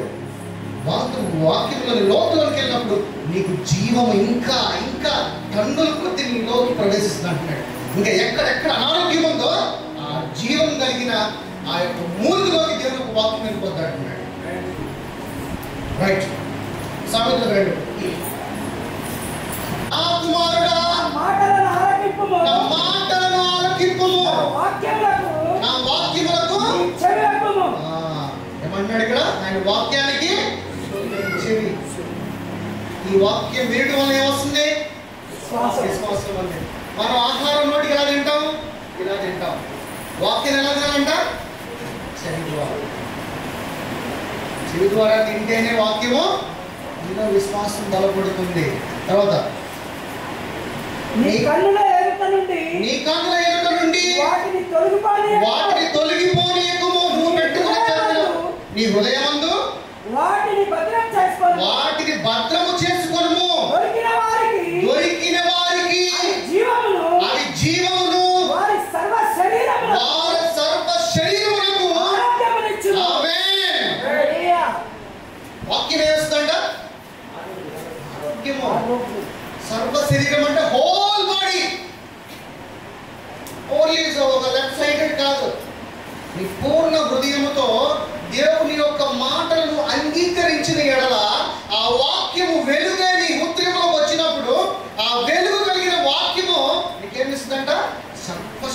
కలిగిన ఆరోగ్యం ఇస్తుందంట. అంటే ఇప్పుడు ఆరోగ్యంగా జీవించాలంటే వాక్యాన్ని తినాలా, టాబ్లెట్ తినాలా? మరి మనం ఇంకా టాబ్లెట్ ఏం తింటున్నాం? అర్థమవుతుందా? ఈ రోజు నుంచి నా సహోదరి, నా సహోదరుడా, ఏ రోగమైనా డాక్టర్స్ కి అసాధ్యమైనటువంటిది ఏ రోగమైనా ట్రీట్మెంట్ లేనిదైనా కానీ నీవు దేవుని ఆత్మగా దేవుని యొక్క వాక్యాన్ని, జీవం కలిగిన వాక్యాన్ని నీ ఆత్మకి ఆహారం ఇచ్చినప్పుడు ఆ ఆత్మ జీవ నీ యొక్క మూలుగులకు ప్రవేశించి నీలోకి సర్వ శరీరమునికి ఆరోగ్యం ఇస్తాను. ఇప్పుడు వాక్యం వింటే నీకు ఆరోగ్యం ఉంటుంది అంటున్నాడు. ఓకే, ఇంకా లోతుకి వెళ్దాం. నా కుమారుడా, నా ఉపదేశం, నా మాటలను మరువకము, నా ఆజ్ఞలను హృదయపూర్వకముగా గైకొనుము. అవి దీర్ఘాయువును జీవముతో గడుచు సంవత్సరములను శాంతిని నీకు కలుగజేయును. వాక్యం ఏం చేస్తుందంట? నువ్వు దీర్ఘాయుష్మంతుడుగా సుఖశాంతులతో శాంతిగా జీవించడానికి నీకు. తర్వాత 3 దయను సత్యమును ఎన్నడను నిన్ను విడిచిపోనీయకుము. వాటిని కంఠభూషణముగా ధరించుకొనుము. నీ హృదయ పలకలను వాటిని వ్రాసుకొనుము. అప్పుడు దేవుని దృష్టి యందును మానవ దృష్టి యందును నీవు దయ నుండి మంచివాడిని అనిపించుకుందువు. నీ స్వబుద్ధిని ఆధారం చేసుకొనక నీ పూర్ణ హృదయముతో యెహోవా యందు నమ్మిక ఉంచుము. తర్వాత నీ ప్రవర్తన అంతటి యందు ఆయన అధికారమునకు ఒప్పుకొనుము. అప్పుడు ఆయన నీ త్రోవలను సరళము చేయును. నేను జ్ఞానిని కదా అని నీవు అనుకోవద్దు. యెహోవా యందు భయభక్తులు కలిగి చెడుతనమును విడిచిపెట్టుము. అప్పుడు నీ దేహమునకు ఆరోగ్యమును, నీ ఎముకలకు సత్తు కలుగును. ఆమేన్. అంటే ఆరోగ్యం ఎక్కడుంది? ఫిబ్రవరిలో 4:12. ఇది ఒకసారి ఒక నిమిషం జరిగి చదవండి ఒకసారి. అప్పుడు నీ దేహమునకు ఆరోగ్యమును, నీ ఎముకలకు సత్తువు కలుగును. ఎముకలు ఎముకలు ఎముకలు ఎందుకు చెప్తున్నాడంటే ఆ ఎముకల్లోనే జీవం ఉన్నది. ఆ ఎముకల బోన్ నేరలోనే జీవం ఉన్నది. ఎందుకంటే ఆ ఎముకల్లోనే కొత్త రక్తం అనేది తయారవుతున్నది. ప్రతి మనిషి ఆరోగ్యంగా జీవించాలంటే రక్తం అనేది కొత్తగా ఉండాలి. నీ హార్ట్ బ్లాక్స్ ఎందుకు అవుతాయి? నీ హార్ట్ బ్లాక్స్ ఎందుకు అవుతాయి? నీ రక్తము తిక్కుగా అయిపోతే ప్రవహించలేక కానీ దేవుడు ఏమంటాడు ఇక్కడ? ఆ రక్తమును తయారు చేసే ప్లేస్కి, ఆ యొక్క ఎముకలలోకి నా జీవాన్ని పంపిస్తాను. ఫిబ్రవరి 4:12. ఎందుకనగా ఫిబ్రవరి 4:12. ఎందుకనగా దేవుని వాక్యము సజీవమై బలము గలదై ఎటువంటి ఖడ్గము కంటెను వాడిగా ఉండి ప్రాణాత్మలను కీళ్లను మూలుగను విభజించనంత మట్టుకు దూరుచు హృదయం యొక్క తలంపులను ఆలోచనలను శోధించుచున్నది. ఆ ఎముకలో ఎంతగా సెర్చ్ చేయలేనంత ప్లేస్, విడమర్చలేని ప్లేస్లో నీ యొక్క ఆ దేవుని యొక్క వాక్యం వెళ్తే అక్కడి నుంచి సత్తు లేని ఎముకలోంచి నీలో వాక్యము పుట్టిస్తా అంటున్నాడు, జీవమును పుట్టిస్తా అంటున్నాడు. ఇదంతా చేయాలంటే నేను చేయాలంటే దేవుని యొక్క వాక్యాన్ని ఎప్పుడు నీకు ఆహారముగా నీ ఆత్మకి ఇస్తూనే ఉండాలి. అవునా? సామెతల గ్రంథము ప్రకాశము చూచుట హృదయములకు సంతోషకరము. హృదయములకు సంతోషకరము. మంచి సమాచారము. మంచి సమాచారము ఎముకలకు పుష్టి ఇచ్చును. ఆమేన్. మంచి సమాచారము. యేసు నీ కొరకు పుట్టి ఉన్నాడు. మంచి సమాచారము. నీ కొరకు ప్రాణం పెట్టి ఉన్నాడు. మంచి సమాచారం. నిన్ను వెతికి వచ్చి రక్షించాడు. మంచి సమాచారం. ఇలాంటి ఒక మంచి సమాచారం విన్నప్పుడు ఏమవుతుందంట? పుష్టి జీవం ఉన్నది. ఈరోజు ఈ సమాచారం కలిగిన వాక్యాన్ని వింటున్నారు కాబట్టి ఈ రోజు నుంచి మీరు 120 సంవత్సరాలు జీవించుగాక. ఆరోగ్యముగా స్వస్థత కొరకు ఎదురు చూడమాకు నా సహోదరి సహోదరా. You are already healed. నీకు ఏం కావాలంటే అది అక్కడ చేరిపెట్టుకుని వాక్యములు చదువుతూ దేవుని యొక్క వాగ్దానం నువ్వు పలుకు. క్యాన్సిల్ ఇన్ జీసస్ నేమ్ అని చెప్పండి. ఎక్కడుంటే అక్కడ ప్రాబ్లం ఉంటే, ఎక్కడ నొప్పి ఉంటే అక్కడ, ఏ బాధ ఉంటే ఆ బాధ. ఎందుకంటే యేసు నామమున అధికారం ఇచ్చినాడు మనందరికీ. ఆ నామమును క్యాన్సిల్ చేయ ఎవ్రీథింగ్ ఎదగకుండా. అదే సామెతలు 16:24. ఇంపైన మాటలు తేనె పట్టు వంటివి. అవి ప్రాణమునకు మధురమైనవి. ఎముకలకు ఆరోగ్యకరమైనవి. నేను ఎందుకు ఎముకలు అంటున్నానంటే ఈ ఎముకల్లోనే ఉన్నది అసలైన సత్యము. ఈ ఎముకలోకే నీ యొక్క టాబ్లెట్ వెళుతుంది. ఈ టాబ్లెట్ వెళ్ళాలంటే నీలోకి దేవుని వాక్యం అనే టాబ్లెట్, యేసయ్య అనే టాబ్లెట్ ప్రతిరోజు వెళుతూ ఉండాలి. దీర్ఘాయుషమంతుడిగా జీవించాలంటే వాక్యం అనే టాబ్లెట్ ప్రతిరోజు వెళ్ళాలి. ఏదో 5 నిమిషాలు 10 నిమిషాలు కాదు. నీకు ఎప్పుడు టైం దొరికితే అప్పుడు దేవుని యొక్క వాక్యాన్ని చదవండి. ఎవరైతే ఏ సిక్నెస్లో ఉన్నా, ఏ ఆపదలో ఉన్నా, ఏ చింతలో ఉన్నా, ఏ కలతలో ఉన్నా దేవుని యొక్క వాక్యాన్ని చదువుతూనే ఉంటాడు. దేవుడు వాక్యముతో ఎక్కడ కూర్చోడం నీతో మాట్లాడతాడు. చదువుతూనే ఉండు. నీ చదువుంతా ఒకవేళ చదివేశావు, ఇంకా టైం వాగ్దానాలు డెలివర్ చేయి. క్యాన్సర్ ఎక్కడుంటే అక్కడ నెప్పి మీద పెట్టు. యేసయ్య నువ్వు తిన్న దెబ్బల చేత నాకు స్వస్థత వేస్తున్నాము. ఐ క్యాన్సల్ ఈ పెయిన్. కానీ నీ యొక్క శరీరం చెప్తా ఉంటుంది, లేదు ఇంకా పెయిన్ ఉంది, ఇంకా పెయిన్. నేను జీవిస్తున్న దేవుని యొక్క ఆత్మగా. ఆఫ్టర్ ఆల్ నువ్వు ఇది ఎప్పుడు చెప్పగలుగుతావు అంటే నీలోకి దేవుడు పరిశుద్ధాత్ముడు లోనికి వెళితే వాక్యం అర్థమైనప్పుడు ఆ శక్తి కలిగి జీవిస్తాడు. ఏ నిమిషం రైట్ నా చచ్చిపోవడానికి, కానీ క్రైస్తవుడికి చావు లేదు. కానీ నీకు శరీరం ఏం చెప్తుంది, నువ్వు చచ్చిపోతావు అని.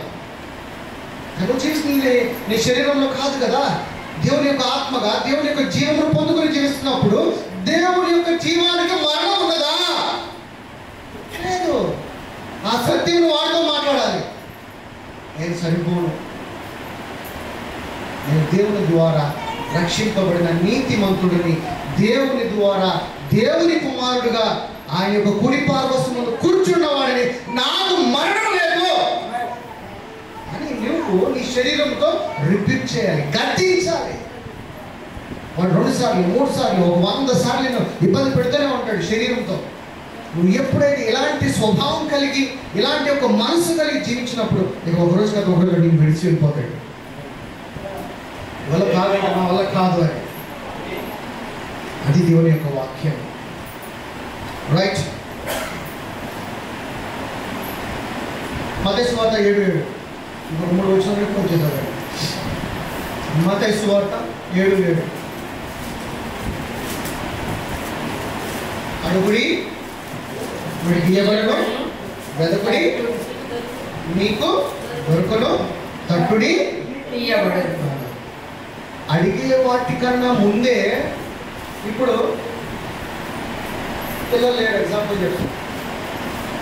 అప్పుడే చేసుకుని ఎస్ఐయా నాకు పెళ్ళి ఇచ్చేసావే, థ్యాంక్ యూ. అంత విశ్వాసం ఇలా ఉందా? అంత విశ్వాసము? ఇలాంటి విశ్వాసం కలిగి జీవించడం. అడిగే వాటికన్నా ముందే అది పొందుకుని అడగమంటున్నాడు. మత్తయి సువార్త 21:22. మీరు ప్రార్థన చేయనప్పుడు ఏమైతే అడిగి ఉన్నారో చేసి ఉన్నప్పుడు ఏమంట, అవి ఆల్రెడీ మనం పొందుకొని ఉన్నామని అడగాలంట. ఏదైనా కానీ నీకు ఏ అవసరమైనా కానీ దేవుడు అడిగినప్పుడు నాకు ఎల్లకి ఇచ్చేసావు ప్రభువా థ్యాంక్ యూ, నా అప్పుని కట్టేసావు ప్రభువా థ్యాంక్ యూ, నా పొలాన్ని పండించేసావు ప్రభువా థ్యాంక్ యూ, ప్రభువా నా పిల్లలు ఆల్రెడీ పాస్ అయిపోయారు థ్యాంక్ యూ, నా పిల్లలు ఆల్రెడీ మంచి ఉన్నతమైన స్థానానికి వెళ్ళిపోయారు థ్యాంక్ యూ. ప్రార్థన చేసే ఒక విధానం. మార్క్స్ వార్త 11:20.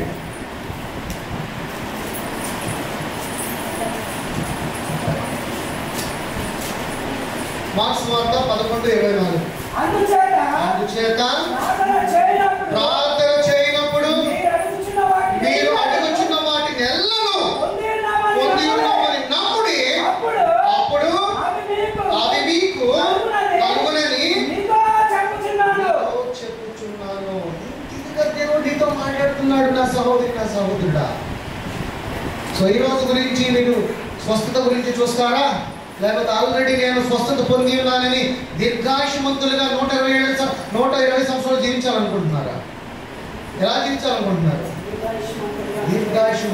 దీర్ఘాయుష్మంతులుగా జీవించాలంటే నువ్వేం చేయాలి? ఈ రోజు నుంచి నా సహోదరి నా సహోదరుడా, వాక్యం అనే టాబ్లెట్, యేసయ్య అనే టాబ్లెట్ ని ఈ రోజు నుంచి మీరు ప్రతిరోజు వినండి, తింటుండి, చదవండి, ప్రార్థన ద్వారా దేవుడితో మాట్లాడండి. నీలో నీ ఎముకలలోకి దూరి జీవాన్ని పంపించి నేను దీర్ఘాయుష్మంతుడుగా జీవింపజేస్తాడు. ఈరోజు ఎవరైతే ఈ వాక్యం వింటున్నారో నా సహోదరి నా సహోదరుడా, మీరు ఇక్కడికి ఎందుకు వచ్చారో నాకు తెలియదు. ఏదో ఒక భారం ఉంటుంది ప్రతి ఒక్కరి జీవితంలో, ప్రతి ఒక్కరి జీవితంలో ఏదో ఒక కష్టం ఉంటుంది. ఈరోజు ఈ వాక్యము ద్వారా ప్రతి కష్టము, ప్రతి బాధ, చింత అన్నిటికీ యేసు నామములో విడుదలను గాక. ఇక్కడ నుంచి ఎవరి ఉత్త చేతులతో బయటికి వెళ్ళకూడదు. దేవుని యొక్క వాక్యము అగ్ని జ్వాల వలె ఒక అగ్నిగా ఇక్కడ నుంచి నువ్వు వెళ్ళాలి. ఇక్కడ నుంచి నేను లాస్ట్ టైం చెప్పాను, యేసయ్యను తీసుకెళ్ళండి. ఈ సంఘం నుంచి అనేక ఆత్మలతో యేసయ్యలోకి తీసుకురండి. ప్రతి ఒక్కరికి బాధ్యత ఇచ్చాడు దేవుడు. నీకు ఇచ్చిన బాధ్యత చాలా సులువుగా ఉండేది, కానీ నీ బాధ్యత ఆయన తీసుకున్నాడు చూసారా, అది చాలా భారము కలిగి ఉన్నది. నీ బాధ్యతకి ప్రాణం పెట్టాలి. నీ గురించి ఎవడు ప్రాణం పెట్టాడు నా సహోదరి నా సహోదరుడా, కానీ ఆయన నీకు ఇచ్చిన బాధ్యత చాలా ఈజీగా సులువుగా ఉన్నది అంటున్నాడు, భారము లేనటువంటిది అంటున్నాడు. ఏంటిది ఆ బాధ్యత? ఈ లోక రక్షకుడు మన అందరి కొరకు పుట్టి ఉన్నాడు అని యేసు క్రీస్తు కొరకు ప్రచురం చేయడమే. ఓకేనా? లేచి ఉంచండి, అందరూ ప్రార్థన చేద్దాం. ఈ రోజు నుంచి నేను దేవుని కుమారుడుగా అధికారము కలిగి జీవిస్తాను. అధికారము కలిగి జీవించి ప్రతి దురాత్మ శక్తులను లయపరుస్తాను యేసు నామములో. నేను దేనికి భయపడను. నా యేసయ్య ఎన్నడూ కునగడు, నిద్రపోడు. నాకు పిరిగిన ఆత్మను ఇవ్వలేదు, ధైర్యము కలిగిన ఆత్మను ఇచ్చి ఉన్నాడు. తిరుగుతున్నానయ్యా. ఇది రోజులు నేను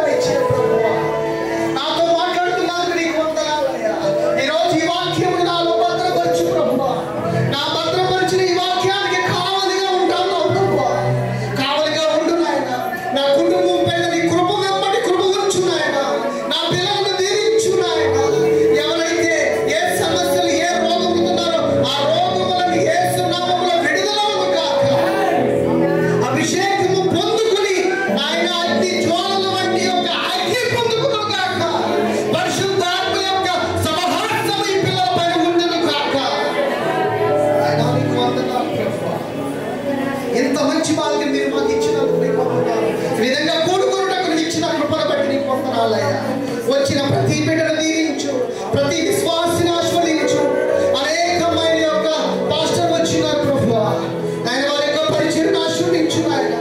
వారు ఇంకా నాయన నీ యొక్క వాక్యము వారు బలపరిచి నాయన నీ సేవ నిమిత్తమై ఇంకా అనేకమైన ఆత్మలను పోగు చేయరామున నాయన వారికి సత్తు కలిగిన జీవం కలిగిన ఆరోగ్యమును దయచే ప్రభువా. నాయన ఈ సంఘం నాయన అభివృద్ధి చెందాలి, ఇంకా ఆత్మతో నింపబడాలి. పట్టజాలంతగా నాయన నాయన పేతురు చెప్పావు, మనుషులు పట్టేవాడిగా చేస్తాను ప్రభువా. ఈ సంఘము ఆత్మలను పట్టే సంఘముగా ఆశీర్వదించు నాయన. నాయన ఇక్కడికి అనేకమైన ఆత్మలు క్రీస్తులోకి వచ్చును గాక. ఈ సంఘములో విడుదల ప్రకటించును గాక. ఈ సంఘములో పొందకూడదు నాయన. నాయన ఈ సంఘములో జీవించవన్నా ప్రభువా. నాయన అలాంటి సౌభాగ్యము మా అందరికీ దయచే ప్రభువా. నాయన ఈ బిడ్డలను దీవించు నాయన, ఆశీర్వదించు నాయన, బలపరచు నాయన. ఏ హృదయంలో ఏ బాధ ఉన్నదో నాయన, అనేక మంది సాక్షులతో ఇక్కడ నిలబడును గాక ప్రభువా. ఇక్కడ నుంచి వారి ఇంటికి వెళ్ళినాకే నాయన అద్భుతము మన జీవితంలో జరుగును గాక యేసువులారా.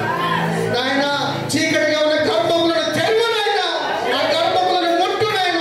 నాయన పిల్లలు కలిగే గర్భములను ఆశీర్వదించు నాయన. తండ్రి నీకు వందనాలు ప్రభువా.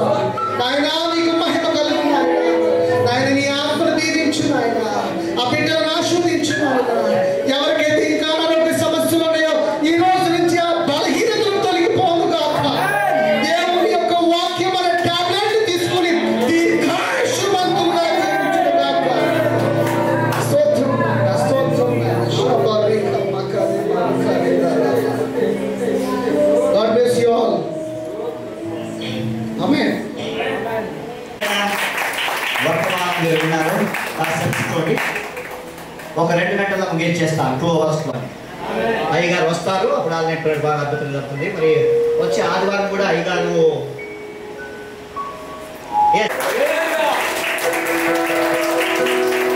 ఆదివారం బల్ల ఉంటుంది. మీరు చప్పట్లు కొడితే కన్నా వినండి వినండి వినండి, మీరు చప్పట్లు కొట్టడం కన్నా వచ్చే ఆదివారం మీతో పాటు ఒకరినో ఇద్దరు తీసుకురావాలి. ఆమె తీసుకొచ్చినప్పుడు ఆత్మ రక్షించబడుతుంది. దేవుని స్తోత్రం కాక.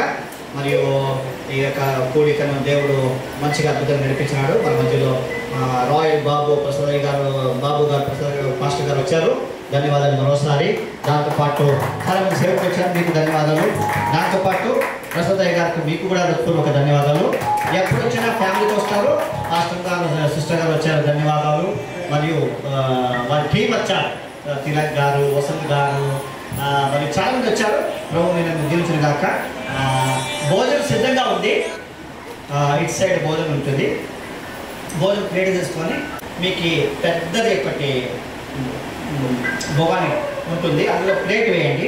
వేస్టేజ్ దాని పక్కన బకెట్ ఉంది, ఆ బకెట్లో వేస్టేజ్ వేయండి. ఆ గిన్నెలో, ఆ పాత్రలో ప్లేట్స్ చేయండి. దాని పక్కన నీళ్ళు ఉంది చేయి కడుక్కోవడానికి. బాగా కట్టుకుంటే భోజనం చేయండి, మంచి ఆహారం ఉంది, ప్రార్థన చేయండి. రాబోయే రోజుల్లో ఇంకా గొప్ప కార్యాలు జరిగించుగా. హల్లెలూయా.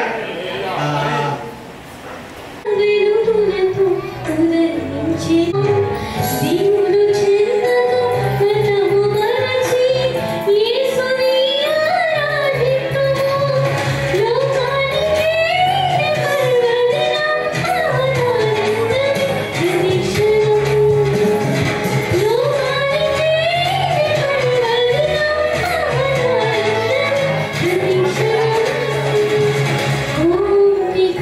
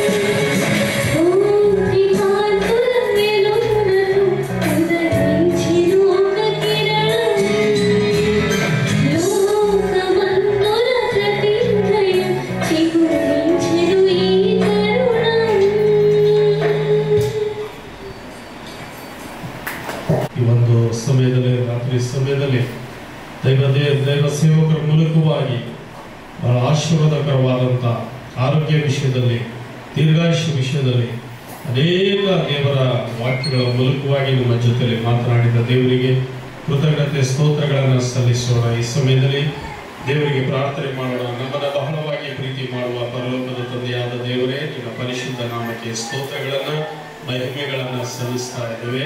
ಈ ಒಳ್ಳೆಯ ಸಮಯಕ್ಕಾಗಿ ನಿಮಗೆ ಸ್ತೋತ್ರ ಮಾಡ್ತೀವಪ್ಪ ದೇವರೇ. ವಿಶೇಷವಾಗಿ ಇದು ಶಿವಪುರ ಗ್ರಾಮದಲ್ಲಿ ಅಪ್ಪ ಪ್ರಿಯ ದೈವದಾಸ ಪಾಸ್ಟರ್ ಅವ್ರನ್ನ ಇಲ್ಲಿಟ್ಟು ಉತ್ತಮವಾದಂಥ ಅದ್ಭುತವಾದಂಥ ಕರ್ತರೆ ಅಪ್ಪ ಸೇವೆಯಲ್ಲಿ ನಡೆಸ್ತಾ ಇರೋದಕ್ಕಾಗಿ ನಿಮಗೆ ಸ್ತೋತ್ರ. ಈ ರಾತ್ರಿ ಸಮಯದಲ್ಲಿ ದೇವರೇ ಅವರು ಕರ್ತರೆ ಈಗ ನೆರವೇರಿಸಿದ ಒಳ್ಳೆಯ ಕೂಟಕ್ಕಾಗಿ ನಿಮಗೆ ಸ್ತೋತ್ರ ಮಾಡ್ತೇವೆ. ಈ ಕೂಟದಲ್ಲಿ ಸೇರಿರುವಂಥ ಎಲ್ಲ ಪ್ರಿಯ ದೇವ ಮಕ್ಕಳ ಆಶೀರ್ವಾದ ಮಾಡ್ರಿ. ನಿನ್ನ ಕೃಪೆಯಲ್ಲಿ, ನಿನ್ನ ಬಲದಲ್ಲಿ, ನಿನ್ನ ಮಹಿಮೆಯಲ್ಲಿ ತುಂಬಿಸ್ರಿ. ಬಂದಂಥ ದೇವದಾಸರನ್ನು ಸಹ ನಿನ್ನ ಆಶೀರ್ವಾದ ಮಾಡಪ್ಪ ಕರ್ತರೆ. ಅವರ ಸೇವೆಯಲ್ಲಿ ಅಭಿವೃದ್ಧಿಗೊಳಿಸ್ರಿ.